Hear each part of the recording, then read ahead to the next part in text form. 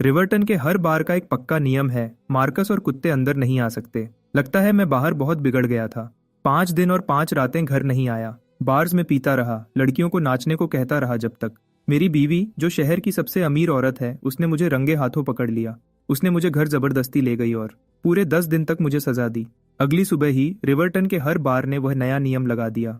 Lydia की निगरानी में मैंने न चाहते हुए भी अपने दोस्तों को फोन किया समझाने के लिए, अब मुझे बाहर पीने के लिए मत बुलाओ, अब मेरा कर्फ्यू है, मुझे 10 बजे तक घर आना है। सोचकर ही गुस्सा आ रहा है। तुम्हें यह हक किसने दिया? हमने अलग जिंदगी जीने का फैसला किया था। लिडिया ने ठंडी हंसी हंसी, क्योंकि जो ड्रिंक्स तुम पी रहे थे वह सब मेरे कार्ड से चार्ज हुए थे। मेरा दोस्त दूसरी तरफ जोर से हंस पड़ा। भाई, क्या तुम्हारी बीवी ने तुम्हें यह सब करने को कहा है? मेरा चेहरा लाल हो गया। मैं बुदबुदाया, मैंने खुद ही कहा था। मैं खुद से बड़बड़ाना बंद नहीं कर पा रहा था। मैंने पहले भी बीवी के दबाव में रहने वाले पति देखे हैं, लेकिन कोई भी मुझ जितना कंट्रोल में नहीं था। मेरे पास एक राज है, मैं दोबारा पैदा हुआ हूँ। मुझे पता है आगे क्या होने वाला है। 1 साल के अंदर मेरी बीवी लिडिया को एक कॉलेज लड़के से प्यार हो जाएगा। वह मुझसे तलाक ले लेगी, हमारी अरेंज्ड मैरिज तोड़ देगी और अपने परिवार से भी रिश्ता तोड़ देगी। अपनी पिछली जिंदगी में मैंने उसे 10 साल तक चेज किया, लेकिन आखिर में मैं उसे किसी और से प्यार करने से रोक नहीं पाया। उस आदमी के साथ रहने के लिए उसने वह सब कुछ खत्म कर दिया जो मेरे परिवार ने बनाया था। इस बार मैंने जाने देने का फैसला किया है। बैंकेट हॉल के अंदर ग्लास टकरा रहे थे और बातें चल रही थी। मैं एक कोने में बैठा था और पास में एक खूबसूरत लड़के को अपने मैनेजर से बात करते हुए देखा। क्या तुम उसे हेलो नहीं कहोगे? वह खूबसूरत लड़का थोड़ा बेचैन लग रहा था। उसे ध्यान खींचना पसंद नहीं है। उसका मैनेजर मुस्कुराया और जवाब दिया, सच है, उस जैसी औरत हमेशा सबका ध्यान खींचती है। तुम्हारे साथ फोटो खिंचवाना तुम्हें नुकसान पहुंचा सकता है, वह तुम्हारा ख्याल रख रही है। वह खूबसूरत लड़का थोड़ा शर्मा गया। वह मेरे लिए अच्छी रही है। अभी पिछले दिन ही मेरी कार खराब हो गई थी और उसने मुझे एक बिल्कुल नई कार दे दी। उसने यह भी पूछा कि मैं कहाँ घर खरीदना चाहूंगा। उसका मैनेजर बहुत जेलस लग रहा था। और आगे बढ़ो, वह तुम्हें इतना मानती है, जाओ और उसे अपना बना लो। वैसे भी उसका पति तो बस नाम का है। मैंने चुपचाप अपनी पेटी फोर का एक टुकड़ा खाया। के बारे में बात कर रहे हैं, सिर्फ नाम का पति? वह मैं हूँ। मैं उन्हें मुझे नजरअंदाज करने के लिए दोष नहीं दे सकता।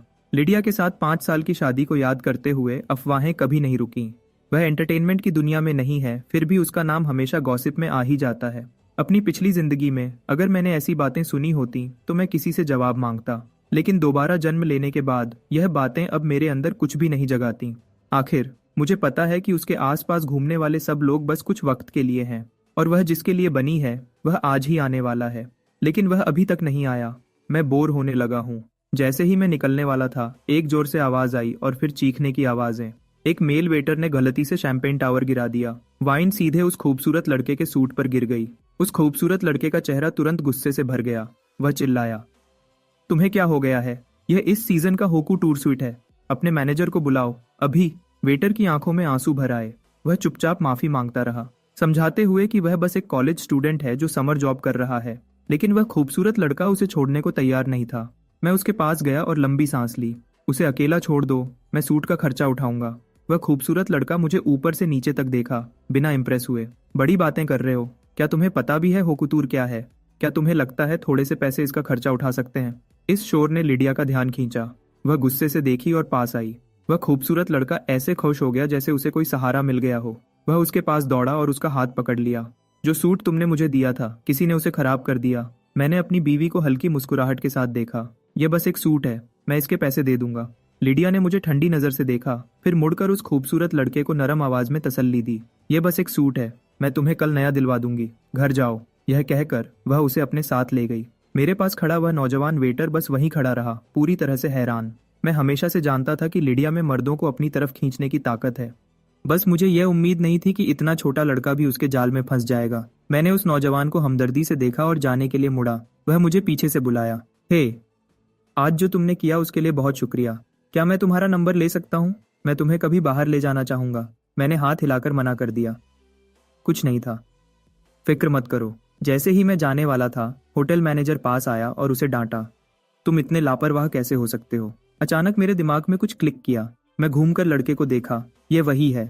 अपनी पिछली जिंदगी में मेरी बीवी ने तलाक लेने के लिए कुछ भी नहीं छोड़ा, यहाँ तक कि अपने परिवार से भी रिश्ता तोड़ दिया। ये सब एक आदमी को एक नाम देने के लिए, वह जिसके लिए बनी थी, ज़ेन। मेरा और उसका परिवार अरेंज्ड मैरिज से बंधे थे। तलाक से बहुत सारे फायदे खत्म हो जाते, लेकिन उसे कोई परवाह नहीं थी। उसने पक्का इरादा कर लिया था। उसने एक अच्छा फाइनेंशियल सेटलमेंट भी ऑफर किया, लेकिन मैं उस वक्त समझ नहीं पाया।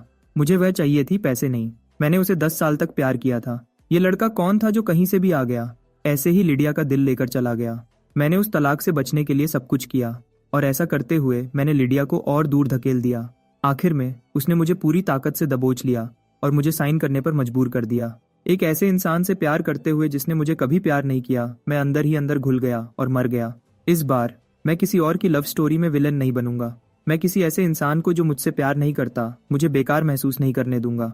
मुझे याद है अपनी पिछली जिंदगी में जब मुझे ज़ेन के बारे में पता चला था, मैंने उसके पास जाने के लिए सब कुछ किया।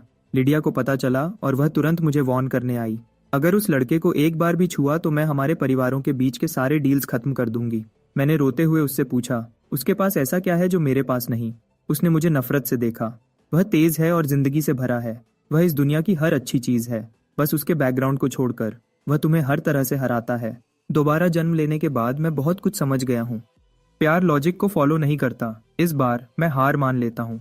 वापस उस एस्टेट में जो अपनी हर इंच जमीन के बराबर कीमत रखता है, बड़ा, शानदार और बहुत अमीराना। हमारे दोनों परिवारों की तरफ से शादी का तोहफा। मुझे हैरानी इस बात की है कि आज उसकी कार बाहर खड़ी है, वह घर पर है। लिडिया लिविंग रूम में बैठी थी, एक टांग दूसरी पर आराम से रखी हुई थी। उसने मेरी तरफ देखा, वही ठंडी नजर जैसे हमेशा होती है।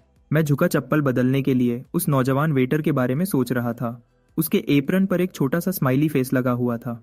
किसी और के पास नहीं था, बस उसके पास। जबकि मैं जो कुछ भी पहनता हूँ उसकी बहुत कीमत होती है, फिर भी वह हमेशा वही सिंपल स्टाइल होता है, फीका, बेजान। अचानक मुझे यह चप्पलें पसंद नहीं आई। मैंने उन्हें फेंक दिया। मैं नंगे पांव लिविंग रूम में गया। लिडिया ने मेरे नंगे पांव देखे। वह हैरान होकर गुस्से से देखी। जूते नहीं पहने? मैं उसके सामने बैठ गया, शांत। अगर मैं नहीं पहनना चाहता तो नहीं पहनूंगा। लिडिया ने धीरे से हंसी, हल्की सी मजाक उड़ाते हुए। कितना अजीब है, तुम्हें क्या हो गया है? अपने दिमाग में मैंने सोचा, तुम्हारा होने वाला पति वही। 5 साल की अकेली शादी ने मेरे शरीर पर बहुत बुरा असर डाला है। मेरा वजन लगातार कम हो रहा है। लिडिया दूसरी तरफ पहले की तरह ही बहुत खूबसूरत है। मैंने अपनी नजर वापस खींची और सीधे उसकी तरफ देखा। चलो तलाक ले लेते हैं। मेरे मुंह से शब्द निकले ही थे कि उसने हंसी उड़ाई। उसने अपना फोन सोफा पर फेंका और मुझे देखती रही, बिना किसी भाव के। मार्कस, अब तुम कौन सा खेल खेल रहे हो? मैं सीधा बैठ गया और उसकी डरावनी नजर का सामना किया बिना डरे। मैं सीरियस हूँ। 5 साल हो गए लिडिया, तुम मुझे कभी प्यार नहीं करोगी। हम एक दूसरे को आजाद कर सकते हैं। 1 महीने से भी कम में आल्टन एक बड़ा बिजनेस फोरम होस्ट करेगा। वहीं पर वह ज़ेन से मिलेगी, जो इवेंट में पार्ट टाइम होस्ट के रूप में काम कर रहा होगा। उसे पहली नजर में उससे प्यार हो जाएगा और वह उसे पाने के लिए कुछ भी करेगी। अपनी पिछली जिंदगी में मैंने सब कुछ किया और फिर भी मुझे सिर्फ दर्द मिला। इस बार मैं खुद को दोबारा बेवकूफ नहीं बनाऊंगा। मैं लिडिया और ज़ेन के मिलने से पहले ही हट जाऊंगा। मैं उनकी लव स्टोरी के लिए रास्ता साफ कर दूंगा। शायद मेरी आंखों ने बहुत कुछ बता दिया। लिडिया का चेहरा तुरंत गुस्से से भर गया। उसका मिजाज कभी नरम नहीं रहा। जो भी उसे नाखुश करता है उसे कोई रहम नहीं मिलता। वह मुस्कुराती है लेकिन उसकी आंखें बर्फ जैसी हैं। क्या अब मैं तुम्हारा खिलौना हूँ मार्कस? जब मन किया शादी कर ली, जब मन किया तलाक ले लिया। क्या तुम्हें लगता है मैं यहाँ तुम्हारे साथ खेल खेलने आई हूँ? 5 साल पहले हमारे परिवारों के रिश्ते अच्छे थे और उन्होंने हमारी शादी तय की थी। लिडिया की पर्सनैलिटी के साथ वह कभी भी ऐसे ही मान नहीं जाती, लेकिन उसकी दादी उस वक्त बहुत बीमार थी और उस दबाव ने उसे यह शादी करने पर मजबूर कर दिया। लिडिया के लिए ये एक बहुत बड़ी बेइज्जती थी। खुशकिस्मती से उस वक्त उसकी जिंदगी में कोई ऐसा नहीं था जिसे वह बहुत प्यार करती हो। वह अपने परिवार का बिजनेस भी संभाल रही थी और उसे एक भरोसेमंद पार्टनर की जरूरत थी। तो उसने 5 साल तक मेरे साथ काम चलाया। मैं खुद पर उदास और कड़वी हंसी हंसा। क्या तुम सच में ये सिर्फ नाम की शादी चलाना चाहते हो? लिडिया ने उन शब्दों का मजाक उड़ाते हुए मजा लिया। ये क्या है? क्या तुम अकेला और बेचैन महसूस कर रहे हो? मैंने अपने शब्द ध्यान से चुने। नहीं, मैं बस। लेकिन लिडिया खड़ी हो गई और मेरे पास आई। वह झुकी, अपने हाथ सोफा के दोनों तरफ रखे, मुझे घेर लिया। अगर तुम अकेला महसूस कर रहे हो तो मेरे पास क्यों नहीं आए? इसके बजाय तुम तलाक की बात कर रहे हो। क्या सच में यही वजह है? लिडिया से हमेशा एक हल्की सी खुशबू आती है, टोबैको और परफ्यूम की मिली जुली। वह कभी मेरे करीब नहीं आई। सिर्फ एक बार मैंने उसकी कोट से सांस लेते हुए वह खुशबू महसूस की थी। अब वह खुशबू मुझे पूरी तरह से घेर चुकी है। मुझे एक्साइटेड महसूस होना चाहिए था, लेकिन मुझे सिर्फ घुटन महसूस हो रही है। मेरा मन बन चुका है। मैंने समझाया, ऐसी बात नहीं है, मैं बहुत पहले ही अकेला रहने की आदत डाल चुका हूँ। लिडिया सीधी हो गई। ऐसा है क्या? उसे मुझ में कभी कोई असली इंटरेस्ट नहीं था। वह छोटा सा मूव बस मुझे परेशान करने के लिए था। उसने मुझे नीचे देखा। उसकी आवाज फिर से ठंडी हो गई। मुझे पता है आज हमारी 5वीं एनिवर्सरी है। मुझे इसे मनाने में कोई इंटरेस्ट नहीं है। इसे तलाक के लिए बहाना बना रहे हो? फालतू में। मैं खड़ा हो गया और उसकी आंखों में देखा। एक एनिवर्सरी जो हमने कभी नहीं मनाई। अब तक इंतजार करने का कोई फायदा नहीं। सोचो, तुम्हारे लिए मेरी उपयोगिता लगभग खत्म हो चुकी है। मुझे रखने से ज्यादा तुम्हें अपनी आजादी चाहिए, है ना? यह कहकर मैं पीछे देखे बिना बेडरूम की तरफ ऊपर चला गया। एक जोर से दरवाजा बंद होने की आवाज, फिर इंजन के चलने की आवाज। लिडिया चली गई। इस बार मुझे अजीब सा सुकून महसूस हुआ। मेरा फोन बजा। ये मेरा अच्छा दोस्त जेसन था। मार्कस, इंपीरियल क्लब आ जाओ, चलो चलते हैं। शादी के बाद मैं बहुत कम बाहर जाता हूँ। जेसन मुझे 10 बार इनवाइट करता है, मैं 9 बार मना कर देता हूँ। इस बार मैं बिना सोचे मान गया। चलो करते हैं। दूसरी तरफ लंबी खामोशी छा गई। आज तुम्हारी वेडिंग एनिवर्सरी है, क्या तुम सच में बाहर आना चाहते हो? मैंने पक्के इरादे से जवाब दिया। एनिवर्सरी कोई फ्यूनरल नहीं है, मैं आ रहा हूँ। मैंने 10 मिनट अपनी वार्डरोब में देखा। मैंने एक ब्लैक सूट चुना जो स्लिम कट था, मेरे लंबे लेकिन पतले शरीर को दिखा रहा था। मैंने यह सूट खास तौर पर इस उम्मीद में खरीदा था कि लिडिया मुझे इसमें देखेगी। उस महीने वह कभी घर नहीं आई। बस एक चीज जिससे मैं खुश नहीं हूँ वह यह है कि मैं हाल ही में कितना पतला हो गया हूँ। मैं तैयार हुआ, थोड़ा टचअप किया और सीधा क्लब की तरफ ड्राइव किया। इंपीरियल क्लब ऑल्टन के सबसे मशहूर एंटरटेनमेंट वेन्यूज में से एक है। मैंने जेसन और दूसरों को बार में पाया जहां हमने मिलने का फैसला किया था। जेसन ने मेरे दोनों हाथ पकड़ लिए, बड़ी मुस्कुराहट के साथ। देखो कौन आया है, एक दुर्लभ दृश्य। कुछ ड्रिंक्स के बाद मजाक शुरू हो गया। मार्कस, अगर तुमने हमें फिर से छोड़ दिया होता तो मैं सोचने लगता कि 5 साल पहले वह सेरेमनी शादी थी या फ्यूनरल। जेसन ने मजाक में हाथ बढ़ाया, मेरी आंखें खोलने का नाटक करते हुए। तुम घर पर कैंडल लिट डिनर क्यों नहीं कर रहे हो? मैं गेस करता हूँ, क्या लिडिया ने तुम्हें फिर से परेशान किया? मैंने उसका हाथ हटा दिया। बस करो, तुम मेरे बाल खराब कर रहे हो। ये लोग मेरे सबसे करीबी दोस्त हैं। अपनी पिछली जिंदगी में जब लिडिया की जेन के प्रति जुनून ने मेरे परिवार को बर्बाद कर दिया था, यही वह लोग थे जिन्होंने मेरी मदद की थी। मुश्किलों से बना वह रिश्ता, मैं उसे कभी नहीं भूला। तो मैंने उन्हें तलाक के बारे में बताया। वह कुछ सेकंड्स के लिए चुप हो गए, फिर उन तीनों ने ताली बजाना शुरू कर दिया। आखिरकार, मार्कस के अपने प्यार में पागल होने के दौर से आजाद होने के सम्मान में। आज रात हम तब तक पियेंगे जब तक गिर न जाए। चीयर्स। मैं उनके साथ चिल्लाया। तलाक के बाद आजादी को लगभग देख पा रहा था। आगे एक नई जिंदगी थी। मेरी पिछली जिंदगी की ट्रेजेडी बहुत बहुत दूर लग रही थी। जैसे जैसे ड्रिंक्स बढ़ते गए, सब थोड़े और हिम्मत होते गए। जेसन ने मेरे कंधे पर थपकी दी। मार्कस, आसपास देखो जब तुम्हें पसंद आए। शर्माओ मत, जाओ और कर लो। लिडिया हर दिन अफवाहों के साथ घूम रही है। हम उसे इस मामले में जीतने नहीं दे सकते। मेरी आंखें शराब के नशे में इधर उधर घूम रही थी। तुम्हें पता है क्या फेयर पॉइंट? मेरी नजर एक पतली फिगर पर पड़ी जिसका लंबा सिलुएट था। अगर लिडिया एक कॉलेज लड़के के पीछे जा सकती है तो मैं एक कॉलेज लड़की के पीछे जा सकता हूँ। मैंने अपना ग्लास उठाया, लड़खड़ाया और उस नौजवान औरत के कंधे पर थपकी दी। वह मुड़ गई, ताजी चेहरे वाली, जवान, थोड़ी शर्मीली। उसने माफी भरी नजर से अपना सर हिलाया। सॉरी, मेरा बॉयफ्रेंड है। मैंने जल्दी से झुककर माफी मांगी और जाने के लिए मुड़ा, लेकिन मैं मुश्किल से कुछ कदम चला था कि मैं फिसल कर गिर गया। ग्लास जमीन पर टूट गया। लड़की मुझे उठाने के लिए झुकी। लो, मैं तुम्हें उठाती हूँ। मैंने उसके चेहरे की तरफ देखा जो पूरी तरह लाल था। मेरी धुंधली नजर से एक भ्रम, लड़की का चेहरा लिडिया के चेहरे में बदल गया जो मुझे ठंडी नजर से घूर रही थी। मैंने खुद को उठाने की कोशिश की, लेकिन मेरा हाथ टूटे हुए ग्लास के टुकड़े पर पड़ा। खून तुरंत निकलने लगा। सब कुछ अंधेरा हो गया। मैं बेहोश हो गया। मार्कस, क्या तुम्हें सच में लगा था कि तुम्हारा परिवार मुझे रोक सकता है? सपने में मैंने लिडिया का चेहरा फिर से देखा, बेरहम, बिना किसी गर्माहट के। मैं एक टूटा हुआ आदमी था जो एक उखड़े हुए लिविंग रूम के मलबे में पड़ा था। जब तलाक की खबर फैली, मेरे माँ बाप उसके परिवार के बड़े बुजुर्गों के साथ मिल गए, उसे हर तरफ से दबाव डालने लगे। लेकिन लिडिया ने एक भी बात नहीं सुनी। वह अकेली आगे बढ़ती रही। उसने मेरे परिवार को घुटनों पर लाने के लिए एक बहुत बड़ी कीमत चुकाई। उसके अपने परिवार के बड़े बुजुर्गों ने पहले उसे गलत ठहराया था, फिर धीरे धीरे उन्होंने उसकी मदद की और आखिरकार उन्होंने जेन को मान लिया। लिडिया की तेज हिफाजत में उसने धीरे धीरे उसके माँ बाप की मंजूरी हासिल कर ली। लिडिया, मैंने तुम्हें 10 साल तक प्यार किया है। क्या तुम्हें मेरे लिए बिल्कुल कुछ भी महसूस नहीं होता?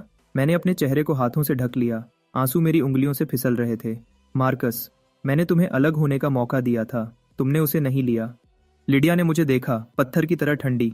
फिर उसका फोन बजा, एक खास रिंगटोन। जेन की चमकती आवाज कमरे में भर गई। डार्लिंग, प्लीज फोन उठाओ।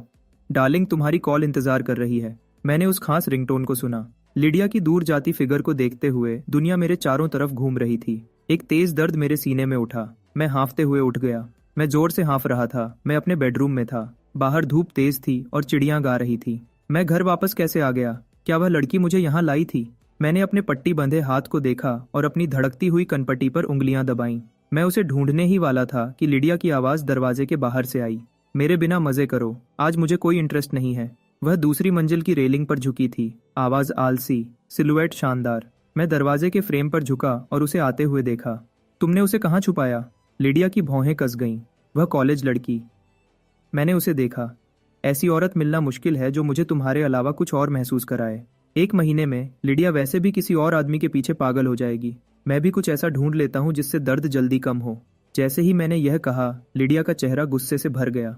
उसने मेरी कलाई पकड़ी और मुझे वॉक इन क्लोजेट में घसीट लिया। अब बदलो। किसने कहा तुम ऐसे कपड़े पहनकर घूम सकते हो? ऐसे कपड़े? मैंने अपने कमजोर शरीर को देखा। कपड़े ही सब कुछ कर रहे थे। वह शब्द मुझ पर शायद ही लागू होता है। और कब से एक औरत जो मुझसे प्यार नहीं करती मेरे कपड़ों के बारे में कुछ कह सकती है? लिडिया, पिछले दिन तुम और वह खूबसूरत लड़का, क्या तुम सच में उसके साथ रूम में गए थे? मैं हिला नहीं। मैं बस उसे शांति से देखा। तुम्हारा काम नहीं। हमेशा की तरह वही ठंडा जवाब। तो मैं जो करता हूँ वह भी तुम्हारा काम नहीं। अगर हम तलाक नहीं ले रहे तो हम अलग जिंदगी जिएंगे। मैंने उसे सीधे देखा। इतने सालों के बाद मुझे कभी प्यार नहीं मिला। मैं भी कुछ एक्साइटमेंट ढूंढ लेता हूँ इस खाली जगह को भरने के लिए। तो ऐसा लगता है पूरी तरह लापरवाह होना। ये सच में आज़ादी देने वाला है। अब मुझे उसके मूड को अपने मूड पर कंट्रोल नहीं करने देना पड़ेगा। मुझे लगता है मैंने खुद को वापस पा लिया है। वह बाहर जो चाहे कर सकती है, जबकि अपने पति से उम्मीद करती है कि वह घर पर चुपचाप बैठा रहे। लिडिया भी अलग नहीं है। वह मुझसे प्यार नहीं करती, लेकिन वह बीवी का नाम इस्तेमाल करती है मुझे हर मोड़ पर कंट्रोल करने के लिए। लिडिया ने ठंडी हंसी हंसी। तुम्हारे उस शरीर के साथ कौन सी औरत तुम्हें चाहेगी? मैंने नीचे देखा। एक सिंपल शर्ट, छाती की मसल की हल्की सी झलक, बाकी सब कपड़े के नीचे छुपा हुआ। कुछ खास नहीं। मैंने उसका हाथ हटाया और शांति से अपने कपड़े ठीक किए। मैं ज्यादा खाऊंगा, वर्कआउट करूंगा और कुछ और औरतों को अपनी तरफ ध्यान दिलवाऊंगा। मार्कस, क्या तुम पागल हो गए हो? लिडिया आखिरकार गुस्से में बोली। तुम्हें क्या हो गया है? जो मार्कस में पहले था वह शांत, समझदार और ख्याल रखने वाला था। वह ऐसी बातें कैसे कह सकता है? अगर मेरे पापा ने सुना होता जो अभी मेरे मुंह से निकला है तो उन्हें शायद हार्ट अटैक आ जाता। लेकिन मुझे अब थोड़ा पागल बनना पड़ेगा ताकि आने वाले असली पागलपन से आजाद हो सकूं। अगर जेन पिक्चर में नहीं होगा तो वह तलाक नहीं लेगी। एक अरेंज्ड मैरिज को खत्म करना कभी आसान नहीं होता। वह इसके लिए बहुत तेज है। फायदे और नुकसान को तोलना उसकी खासियत है। और मैं दोबारा उसे किसी और से प्यार करते हुए नहीं देख सकता। तो मुझे तलाक दे दो। मैंने फिर से यह बात उठाई। सपने देखते रहो मार्कस। मैं चाहती हूँ तुम अपनी पूरी जिंदगी इस बात का अफसोस करो कि तुमने मुझसे शादी की। लिडिया फिर से ठंडी और शांत हो गई, जैसे उसने मुझे पूरी तरह से देख लिया हो। तुम अलग जिंदगी जीना चाहते हो? ठीक है, तो हम वही करेंगे। मैं हैरान रह गया। सिर्फ मुझे अफसोस दिलाने के लिए वह इस पर भी राजी है। मैंने कभी सोचा नहीं था कि मुझसे जबरदस्ती शादी करने से उसे इतना गहरा जख्म लगा होगा। इतना गहरा कि उसे इससे निपटने के लिए कुछ इतना एक्सट्रीम चाहिए। जैसे ही मेरा दिमाग खाली हो गया, लिडिया ने हाथ बढ़ाया और मेरी कमर में अपना हाथ डाला, मुझे अपनी तरफ खींच लिया। उसने अपनी जुबान अपने होंठों पर फेर ली। उसकी नजर पढ़ी नहीं जा रही थी।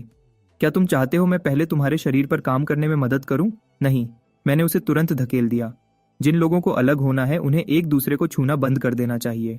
लिडिया ने अपनी आंखें पतली की, तेज और खोज भरी। उसने मेरी ठोड़ी पकड़ी और मुझे उसे देखने पर मजबूर किया। क्या तुम मार्कस के जुड़वां भाई हो? क्योंकि एक आदमी जिसने 10 साल तक किसी से प्यार किया हो, वह अचानक से ऐसा नहीं बन जाता। मैंने एक नकली मुस्कुराहट दी। गेस करो। मार्कस, ये शादी ऐसी चीज नहीं है जिससे तुम बस ऐसे ही दूर जा सको। बहुत सारे फायदे दांव पर हैं। मेरे पास तुम्हारे इमोशनल ड्रामा के लिए टाइम नहीं है। अगर तुम सच में अकेलापन नहीं संभाल सकते और बाहर जाना चाहते हो। वह मेरे कान के पास झुकी। सावधान रहना, मैं किसी भी सरप्राइज को नहीं मानूंगी। मैं वह हूं जो एक बार मर चुका है। मुझे इन सबसे ऊपर होना चाहिए। लेकिन कहीं से कुछ उठा और मैंने उसे जोर से थप्पड़ मारा। मेरी हथेली में जलन हुई। उसके गाल पर एक साफ हाथ का निशान बन गया। उसने अपना सर घुमा लिया। उसकी गर्दन का शानदार मोड़, उसके प्रोफाइल की तेज लाइन। थप्पड़ खाने के बाद भी वह बहुत खूबसूरत लग रही थी। वह धीरे से वापस मुड़ गई। उसकी आंखें कातिलाना थीं, जैसे वह मुझे अभी गला घोंट सकती है। मेरा हाथ कांप रहा था। डर से नहीं, थप्पड़ से मेरा जख्म फिर से खुल गया था। खून तेजी से बह रहा था। लिडिया ने मेरे हाथ पर नजर डाली, फिर मुड़कर चली गई, सिर्फ एक ठंडी, दूर जाती पीठ छोड़कर। मैंने पट्टी से रिसते हुए खून को देखा। ये ठीक है, मैंने सोचा। मेरी पिछली जिंदगी में मेरे सीने के अंदर जो खून बहा था उससे बेहतर है। उस थप्पड़ के बाद लिडिया फिर से गायब हो गई। वह गॉसिप कॉलम्स में दिखती थी, एक आदमी से दूसरे आदमी के साथ घूमती हुई, और क्लब्स और बोर्ड रूम्स में, बस कभी घर नहीं। मैं दिन गिन रहा था, 2 हफ्ते। बस इतना ही बचा है लिडिया के जेन से मिलने से पहले। इस दौरान मैंने एक खास कॉफी शॉप में जाना शुरू कर दिया। मैंने एक ब्लैक कॉफी ऑर्डर की और चुपचाप उसे काम करते हुए देखा। उसकी हर छोटी हरकत मेरी नज़र में आ जाती थी। अगर मैं एक औरत होता तो शायद मुझे भी उससे प्यार हो जाता। जेन, तुम्हारी गर्लफ्रेंड यहाँ है, एक कोवर्कर ने बुलाया। हाँ, उसकी गर्लफ्रेंड है, लेकिन वह बेचारी लड़की लिडिया का मुकाबला नहीं कर सकती। चाहे वह कितना भी जुनून से एक दूसरे से प्यार करे, लिडिया की ताकत और दौलत उन्हें अलग कर देगी। जब तक मुझे अपनी पिछली जिंदगी में जेन के बारे में पता चला, वह उससे पहले ही ब्रेकअप कर चुका था, तो मैंने उसके बारे में कभी पता नहीं किया। कैफे का दरवाजा खुला, एक नौजवान औरत अंदर आई। मैं जम गया। वह कॉलेज लड़की। जेन, तुम क्या हो? ओ, तुम आ गई। जेन ऐसे खुश हो गया जैसे क्रिसमस पर कोई बच्चा उस लड़की से मिलने जा रहा था जो उसके लिए छोटे केक्स लाई थी। मैं पास में काम कर रही थी तो तुमसे मिलने आ गई। तुम्हारे लिए कुछ छोटे केक्स लाई हूँ। वेंडी इतना मुस्कुराई कि उसकी आंखें छाछ जैसी हो गईं। उसके और जेन के स्माइल मिलते थे, जिसे वह कपल्स रिजेम्बलेंस कहते हैं। और लिडिया इसे तोड़ देगी, कितना नुकसान। जेन खुश भी था और परेशान भी। तुम्हें ये सब करने की जरूरत नहीं थी, पार्ट टाइम काम करना पहले ही थका देने वाला है। तुम्हें मुझ पर खर्च करने की जरूरत नहीं है। मैं मेहनत कर रही हूँ ताकि मैं तुम्हें ट्रीट कर सकूं। वेंडी के मीठे शब्द इतनी सहजता से निकले। मैं यह सोचे बिना नहीं रह पाया कि लिडिया ने मुझे कभी कुछ खाने को नहीं खरीदा। हालांकि मुझे वैसे भी मीठा पसंद नहीं था, क्योंकि जेन अभी भी शिफ्ट पर था। वेंडी ज्यादा देर नहीं रुकी। मैं कोने में बैठा था, सर झुकाए। डर रहा था कि कहीं वह मेरी तरफ न देखे और मुझे पहचान न ले उस आदमी के रूप में जिसने नशे में उसे क्लब में अप्रोच करने की कोशिश की थी। जैसे ही वेंडी चली गई, मैंने जल्दी से अपना बिल चुकाया और निकल गया। सर, रे हमेशा सबसे पहले यही कहता है जब वह मुझे देखता है। मैं थका हुआ घर पहुंचा। मैं दोबारा पैदा हुआ हूं और पता नहीं कैसे मेरे आसपास लोगों का जाल और उलझ गया है। मैंने अपनी कनपटी रगड़ी। मेरा दिमाग मुश्किल से चल पा रहा था। हम 100 मीटर भी नहीं चले थे कि मैंने कहा, रे मुझे ड्राइव करने दो। मेरा बहाना था कि मैंने बहुत वक्त से ड्राइव नहीं किया और मेरा मन कर रहा है। मैंने व्हील पकड़ा और आगे सड़क देखी। वहां इंटरसेक्शन पर वेंडी लाइट पर इंतजार कर रही थी। मैंने ध्यान से टाइम किया और एक्सेलरेटर दबाया। मैंने उसे टक्कर मारी। वह गिर गई।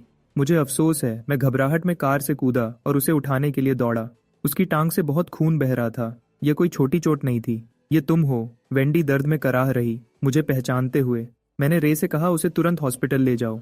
वह कॉलेज लड़की का नाम वेंडी है। वह अभी स्टूडेंट है, 21 साल की। मैं हॉस्पिटल की बेंच पर बैठा। उसका नंबर जो मैंने अभी सेव किया था उसे घूर रहा था। उदासी की एक लहर मुझ पर छा गई। आखिर में मैं उतना बड़ा इंसान नहीं हूं जितना मैंने सोचा था। बदला लेने का बस एक ही तरीका मुझे समझ आया, जैसा को तैसा। अगर जेन मेरी बीवी को ले सकता है तो मैं उसकी गर्लफ्रेंड को क्यों नहीं ले सकता। सच है, जेन लिडिया की ताकत में बह गया था, लेकिन आखिर में उसने इसे मान लिया। अगर उसने आखिर तक उसे मना किया होता तो शायद मैं समझदार रह पाता। अपनी पिछली जिंदगी में मुझे आखिरी स्टेज का लिवर कैंसर था। मेरे आखिरी दिन हॉस्पिटल के बेड पर गुजरे। तब तक लिडिया और जेन अलग नहीं हो सकते थे। मैंने उसे फिर कभी नहीं देखा, मरने से पहले एक बार भी नहीं। मैंने वेंडी के सारे मेडिकल खर्चे उठाए और मैंने उसे खोई हुई मजदूरी और ठीक होने के खर्चों के लिए खुले दिल से पैसे दिए। हॉस्पिटल में रहने से उसका पार्ट टाइम काम बिगड़ गया होगा। मैं अच्छा बात करने वाला हूँ। आधे दिन के अंदर मैंने उसके बारे में ज्यादातर सब कुछ जान लिया जो मुझे जानना था। एक मामूली परिवार, दोनों माँ बाप जिंदा हैं और एक छोटा बिजनेस चलाते हैं। एक छोटा भाई मिडिल स्कूल में। कोई हैरानी नहीं कि उसका बॉयफ्रेंड लिडिया छीन लेगी। आराम करो, मैं अक्सर मिलने आऊंगा। जाने से पहले मैंने अपना सबसे गर्म, सबसे भाई जैसा चेहरा बनाया। एक नरम मुस्कुराहट। ठीक है, मैं जवान हूँ, मैं जल्दी ठीक हो जाऊंगी। वेंडी मुस्कुराई, अपने सफेद दांत दिखाते हुए, मुझे पूरी मासूमियत से देखते हुए। मैं भी उतना बूढ़ा नहीं हूँ, 27 साल का, 72 का नहीं। लेकिन 5 साल की घुटन भरी शादी और लंबे समय तक भूख न लगने की वजह से मुझे अंदर और बाहर से बूढ़ा कर दिया है। घर जाते हुए मैं एक फार्मेसी पर रुका और सप्लीमेंट्स का एक ढेर उठाया। रे, एक होम सर्विसेज एजेंसी से कांटेक्ट करो। कुछ भरोसेमंद स्टाफ ढूंढो, कोई जो अच्छा खाना बना सके, आइडियली न्यूट्रिशनिस्ट सर्टिफिकेट के साथ। मैं बैक सीट में बैठा था, सप्लीमेंट्स से घिरा हुआ, और अपने इंस्ट्रक्शंस दिए। हाँ सर, रे ने जवाब दिया। जब मैंने लिडिया से शादी की तो दोनों फैमिलीज ने कहा था कि काम करने वाले रखो, सफाई के लिए, बगीचे के लिए, खाना बनाने के लिए। मैंने सबको मना कर दिया। किसी और का हमारे घर में होना ऐसा लगता था जैसे कोई घुसपैठ कर रहा हो। यह खराब कर देता जो मैंने अपनी और उसकी जिंदगी के बारे में सोचा था। लेकिन नतीजे खुद बोलते हैं। मुझे दूसरी जिंदगी मिली है। अब सपने देखना बंद करो। घर वापस आकर मैं आगे चलता हूँ जबकि रे पीछे आता है। उसके हाथों में सप्लीमेंट्स के बैग्स भरे हुए हैं। जैसे ही मैं दरवाजा खोलता हूँ, लिडिया सीढ़ियों से नीचे आ रही होती है। वह नीचे आते हुए अपनी कफ्स ठीक कर रही है, एक आम सा तरीका, लेकिन बहुत खूबसूरत। रे, अब तुम्हारा काम हो गया, मैं कहता हूँ। रे सप्लीमेंट्स टेबल पर रखता है, लिडिया को इज्जत से सर हिलाता है, फिर जल्दी से बाहर चला जाता है। 1 घंटे में एक कॉकटेल पार्टी है, तुम्हारे माँ बाप वहाँ होंगे, तैयार हो जाओ और मेरे साथ चलो। लिडिया सप्लीमेंट्स की तरफ देखती भी नहीं, वह बस अपना हुक्म देती है, हमेशा की तरह ठंडे तरीके से। उसने कभी नहीं चाहा कि मैं उसके साथ रहूं जब तक मेरा कोई मकसद न हो। दोबारा जन्म लेने के बाद से मैं अपने माँ बाप से मिलने नहीं गया हूँ। ये इसलिए नहीं कि मैं बुरा बेटा हूँ, बल्कि मेरी पिछली जिंदगी में जो कुछ हुआ उसके बाद भी मैं उनका सामना करने में शर्मिंदा महसूस करता हूँ। मैं थोड़ा डरता भी हूँ। ठीक है, मैं ऊपर चला जाता हूँ। पिछले 2 हफ्तों में मैं खाली नहीं बैठा। मैंने पूरी नई वार्डरोब खरीदी है। अलग स्टाइल, अलग कट्स, पहले जैसा कुछ नहीं। मैं एक अच्छा स्लिम कट सूट चुनता हूँ जिसका कॉलर बहुत अच्छे से बना हुआ है। मैं बहुत पतला हूँ लेकिन लंबा हूँ, ये भी कुछ काम आता है। थोड़ा पतला दिखने के अलावा मैं अपने बारे में अच्छा महसूस करता हूँ। अपना लुक ठीक करने के बाद मैं एक अच्छी घड़ी पहनता हूँ। रोशनी में ये जरूर ध्यान खींचेगी। पहले मैं जितना खुद को रोकता था अब मैं उतना ही दिखाता हूँ। लिडिया नीचे इंतजार कर रही है, फोन पर बात करते हुए। वह मुझे सीढ़ियों से नीचे आते हुए सुनती है और देखती भी नहीं। मुझे परवाह नहीं। मैं गाड़ी के पास जाता हूँ और अकेला इंतजार करता हूँ। कुछ मिनट बाद वह बाहर आती है। जब वह गाड़ी में बैठती है और जब हम चलते हैं वह एक बार भी मेरी तरफ नहीं देखती। पूरे रास्ते हम एक दूसरे से एक लफ्ज भी नहीं बोलते। वह गाड़ी चलाती है। मैं अपने फोन में देखता हूँ। मैंने वेंडी का नंबर सेव कर लिया है और उसकी खबर ले रहा हूँ। वेंडी, अगर हॉस्पिटल का खाना तुम्हें पसंद नहीं आ रहा तो मैं खाना भेज सकता हूँ। वेंडी जवाब देती है, नहीं नहीं, मैं ठीक हूँ, सच में। मैं आज तुम्हारे लिए कुछ न्यूट्रिशन सप्लीमेंट्स लेना भूल गया। मैं कल जब मिलने आऊंगा तो ले आऊंगा। वेंडी जवाब देती है, आपको इतनी तकलीफ करने की जरूरत नहीं है। ये शराफत नहीं है। मैं ही वह हूँ जिसने तुम्हें टक्कर मारी और हॉस्पिटल पहुंचाया। शर्माओ मत, बस बता देना अगर कुछ चाहिए हो। वेंडी और जेन एक जैसे परिवार से हैं। लिडिया ने जेन के लिए अमीर लड़की का रोल किया था तो मैं वेंडी के लिए अमीर और कामयाब आदमी का रोल कर सकता हूँ। इस तरह सोचने पर यह लगभग ठीक लगता है। मेरे दिल को थोड़ा सुकून मिलता है। आगे की लाइट लाल हो जाती है। गाड़ी रुक जाती है। लिडिया आखिरकार मेरी तरफ देखती है अपनी आंखों के कोने से। वह मुझ में आया बदलाव देखती है और फिर भी सबसे बुरी बात कहती है, यह सूट तुम पर बर्बाद है। हाँ, वह ड्रामा सीन्स जहां आदमी औरत को हैरान कर देता है पूरी तरह से झूठे होते हैं। मैं अपना फोन नीचे रखता हूँ और अपना कॉलर ठीक करता हूँ। सच में बिल्कुल भी असर नहीं हुआ।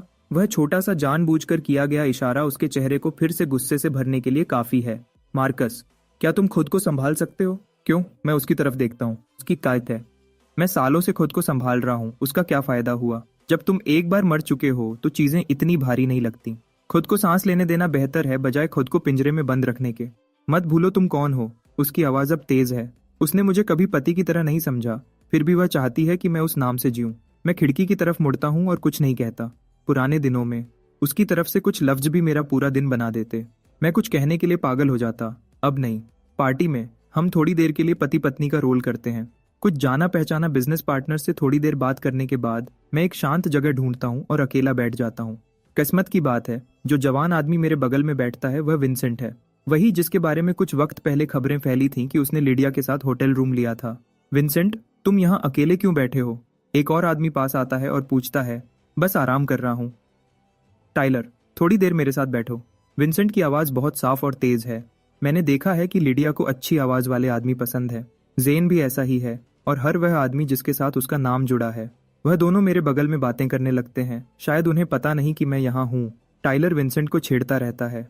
तुम्हारी लिडिया वहाँ है, तुम जाकर हेलो क्यों नहीं कहते? शुरू मत करो, वह मेरी बॉस है और उसका पति है। विंसेंट शिकायत भरी नजर से कहता है। वह पति? वह तो लगभग है ही नहीं। किसी ने उसे सालों से नहीं देखा और सब जानते हैं कि वह हाल ही में तुम्हारे सबसे करीब रही है। मैंने सुना है वह तुम्हें एक घर खरीद कर दे रही है। टाइलर को साफ जलन हो रही है। वह मेरे साथ बहुत उदार रही है, विंसेंट कहता है। उसके चेहरे पर गर्व साफ दिखता है। मुझे तो पता भी नहीं वह मेरे साथ इतनी अच्छी क्यों है। शायद मैं खुशकिस्मत हूँ। लिडिया सबके साथ उदार है सिवाय अपने नाम के पति के। हर वह आदमी जिसके साथ उसका नाम जुड़ा है खत्म होने के बाद उसकी तारीफ करता है। तभी मेरे माँ बाप पास आते हैं कहते हुए। मुझे अकेला बैठा देखकर वह इसके पूछते हैं, मार्कस, लिडिया कहाँ है? वह तुम्हारे साथ क्यों नहीं है? लिडिया का नाम सुनते ही विंसेंट और टाइलर दोनों मेरी तरफ देखने के लिए मुड़ते हैं। उनके चेहरे के हाव भाव अभी देखने लायक होंगे। मैं खड़ा होता हूँ, अपनी माँ के हाथ में अपना हाथ डालता हूँ और उन्हें देखकर मुस्कुराता हूँ। उसकी बगल में रहने में क्या मजा है। भीड़ के साथ बस बिजनेस की बातें होती हैं। मैं तो आप दोनों के साथ वक्त बिताना ज्यादा पसंद करूंगा। मेरी माँ मुझे हैरानी से देखती है। सालों हो गए हैं जब मैं उनके साथ इतना खुलकर प्यार से पेश आया हूँ। तुम दोनों बातें करो। मैं ओल्ड चिन और दूसरों को ढूंढता हूँ। मेरे पिता हमेशा की तरह सीधे साधे, उन्होंने कुछ भी नहीं देखा। वह खुशी खुशी अपने दोस्तों को ढूंढने चले जाते हैं। विंसेंट आखिरकार मुझे पहचान जाता है। उसका चेहरा लाल और सफेद होता है। उसकी आंखों में दुश्मनी साफ दिखती है। मैं अपनी माँ के साथ बैठ जाता हूँ और बातें करने लगता हूँ। सच कहूँ तो मैं आज आना ही नहीं चाहता था। उसी ने मुझे साथ आने को कहा। कितना बोरिंग है। तुम बच्चे, ये जरूरी बिजनेस है। ये बोरिंग की क्या बात है? मेरी माँ मेरा हाथ पकड़ती हैं और मुझे डांटती हैं, लेकिन उनकी आवाज में पूरा प्यार है। मैं अपनी बगल की नज़र से विंसेंट को देखता हूँ। मैं आमतौर पर बातें करता रहता हूँ, लेकिन ये सच में बोरिंग है। वैसे माँ, मैंने रे से घर के लिए कुछ लोग रखने को कहा है। मैंने थोड़ी मसल बनाने का फैसला किया है। मुझे कहा गया है कि मैं बहुत पतला हूँ, ज्यादा खाऊं और एक्सरसाइज करूं। विंसेंट अपना होंठ काटता है। साफ दिख रहा है कि वह खुद को संभालने की कोशिश कर रहा है। बहुत पहले ही हो जाना चाहिए था। तुम दोनों इतनी बड़ी जगह में रहते हो, तुम अकेले ये सब कैसे संभाल सकते हो? मेरी माँ पूरे दिल से सहमत होती है। मैं तो बस अपनी छोटी सी दुनिया चाहता था, लेकिन अब मैं उससे थक गया हूँ। मैं बातों को थोड़ा उलझाकर छोड़ देता हूँ। विंसेंट लिडिया की जिंदगी में बस एक गुजरता हुआ चेहरा है, मामूली। जेन जैसा नहीं, यहाँ कुछ भी सोचने जैसा नहीं है। विंसेंट अचानक खड़ा होता है और जल्दी से चला जाता है। टाइलर उसके पीछे पीछे चलता है। शायद वह भी उतना ही बेचैन है। जब पार्टी खत्म होती है, मैं लिडिया के साथ वापस नहीं जाना चाहता। मैं घर जाना चाहता हूँ, अपने असली घर, और अपने माँ बाप के साथ कुछ दिन बिताना चाहता हूँ। मैं जा रही हूँ, लिडिया कहती है। उसे कभी परवाह नहीं थी कि मैं कहाँ जाता हूँ जब तक मैं उसे शर्मिंदा न करूँ। मेरे पिता अभी भी अपने दोस्तों के साथ गहरी बातों में लगे हुए हैं, बिल्कुल बेखबर। पार्टी खत्म होती है। मेरी माँ मुझे गाड़ी की चाबी देती है और मुझे पार्किंग में इंतजार करने को कहती है जब तक वह मेरे पिता को वहां से ले जाती है। मैं अंडरग्राउंड पार्किंग में नीचे जाता हूँ। मुझे अपने पिता की गाड़ी मिलती है और मैं अंदर बैठने ही वाला होता हूँ जब मैं लिडिया और विंसेंट को गुस्से में बात करते देखता हूँ। विंसेंट उसकी जैकेट का दामन पकड़ता है, दुख में। तुम मेरे साथ इतनी अच्छी रही हो, क्या तुम कह रही हो कि यह सब सच नहीं था? मुझे यकीन नहीं होता। जो चाहे मानो, बस मेरे रास्ते से हट जाओ।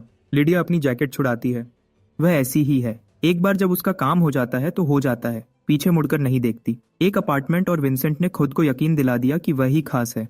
वह मुझे अपनी बगल की नजर से देखती है। वह बेचैन, नफरत भरी नजर सीधे मेरी तरफ थी, जैसे मैं ही तमाशा कर रहा हूँ। मैं तुरंत गाड़ी में बैठ जाता हूँ और दरवाजा लॉक कर देता हूँ। अगर मैं अपने माँ बाप का इंतजार नहीं कर रहा होता तो मैं अब तक वहां से निकल चुका होता। मुझे इस तरह पीछे हटते देखकर उसे कुछ होता है। वह सीधे मेरी तरफ आती है। वह खिड़की पर नॉक करती है। मैं उसके होंठ पड़ता हूँ। बाहर निकलो।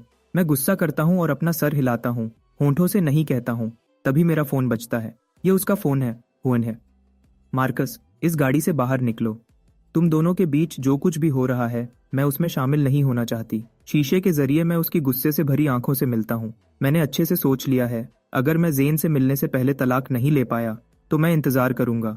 मैं तब तक रुका रहूंगा जब तक वह खुद इस बात को नहीं उठाती, और जब वह ऐसा करेगी मैं तुरंत मान जाऊंगा और फैमिली कंपनी में हिस्सा लेकर चला जाऊंगा।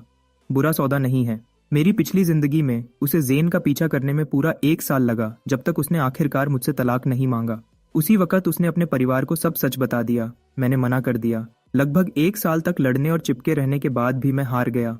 अब जब मैं दोबारा जन्मा हूँ, बदला लेना बस एक खाली जुनून है। मेरी पिछली जिंदगी अब एक सपने जैसी लगती है, और यह वाली जिंदगी असलियत है दुख शुरू होने से पहले। मैं एक बुरे सपने को नहीं छोड़ूंगा कि वह मुझे असली जिंदगी में पूरी तरह बर्बाद कर दे। बाहर निकलो। लिडिया गुस्से में है। शायद उसने मुझे पहले कभी इस तरह मना करते नहीं देखा होगा। विंसेंट वापस आता है। उसकी आंखों में आंसू हैं। उसकी जैकेट को फिर से पकड़ता है और छोड़ने से मना कर देता है। भगवान के लिए, वह एक सेलिब्रिटी है। वह इतनी बेचैनी से कैसे चिपक रहा है? मुझे लगता है मैं खुद का ही एक रूप देख रहा हूँ। मैं किसी को जज करने की हालत में नहीं हूँ। लिडिया मुझे बुरी नजर से देखती है, फिर विंसेंट की कलाई पकड़ती है और उसे अपनी गाड़ी की तरफ खींचती है। मैं उसकी गाड़ी को दूर जाते हुए देखता हूँ। मैं सांस छोड़ता हूँ। जब तक मेरे माँ बाप गाड़ी तक वापस आते हैं, मैं लगभग सो चुका होता हूँ। तुम और तुम्हारी न खत्म होने वाली बातें। मार्कस तुम्हारा इंतजार करते हुए आधा सो चुका है। मेरी माँ मेरे पिता को डांटती है। अरे, वह साउथ का प्रोजेक्ट है, उसके अप्रूवल में कुछ मसले हैं, हमें उस पर ठीक से बात करनी पड़ी। मेरे पिता जवाब देते हैं, अपनी सीट बेल्ट लगाते हुए। मैं पीछे बैठा हूँ, नींद में, और अपनी पिछली जिंदगी के एक और सपने में खो जाता हूँ। ऐसा लगता है जैसे यूनिवर्स को डर है कि मैं भूल जाऊंगा जो मैंने सहा। वह मुझे नींद में वापस भेजता रहता है। माँ, मुझे ब्रेस्ड पोर्क चाहिए। मैं अपना हाथ उनके हाथ में डालता हूँ और उनके सहारे झुक जाता हूँ। माँ का एहसास ऐसा ही होता है, महफूज और गर्म।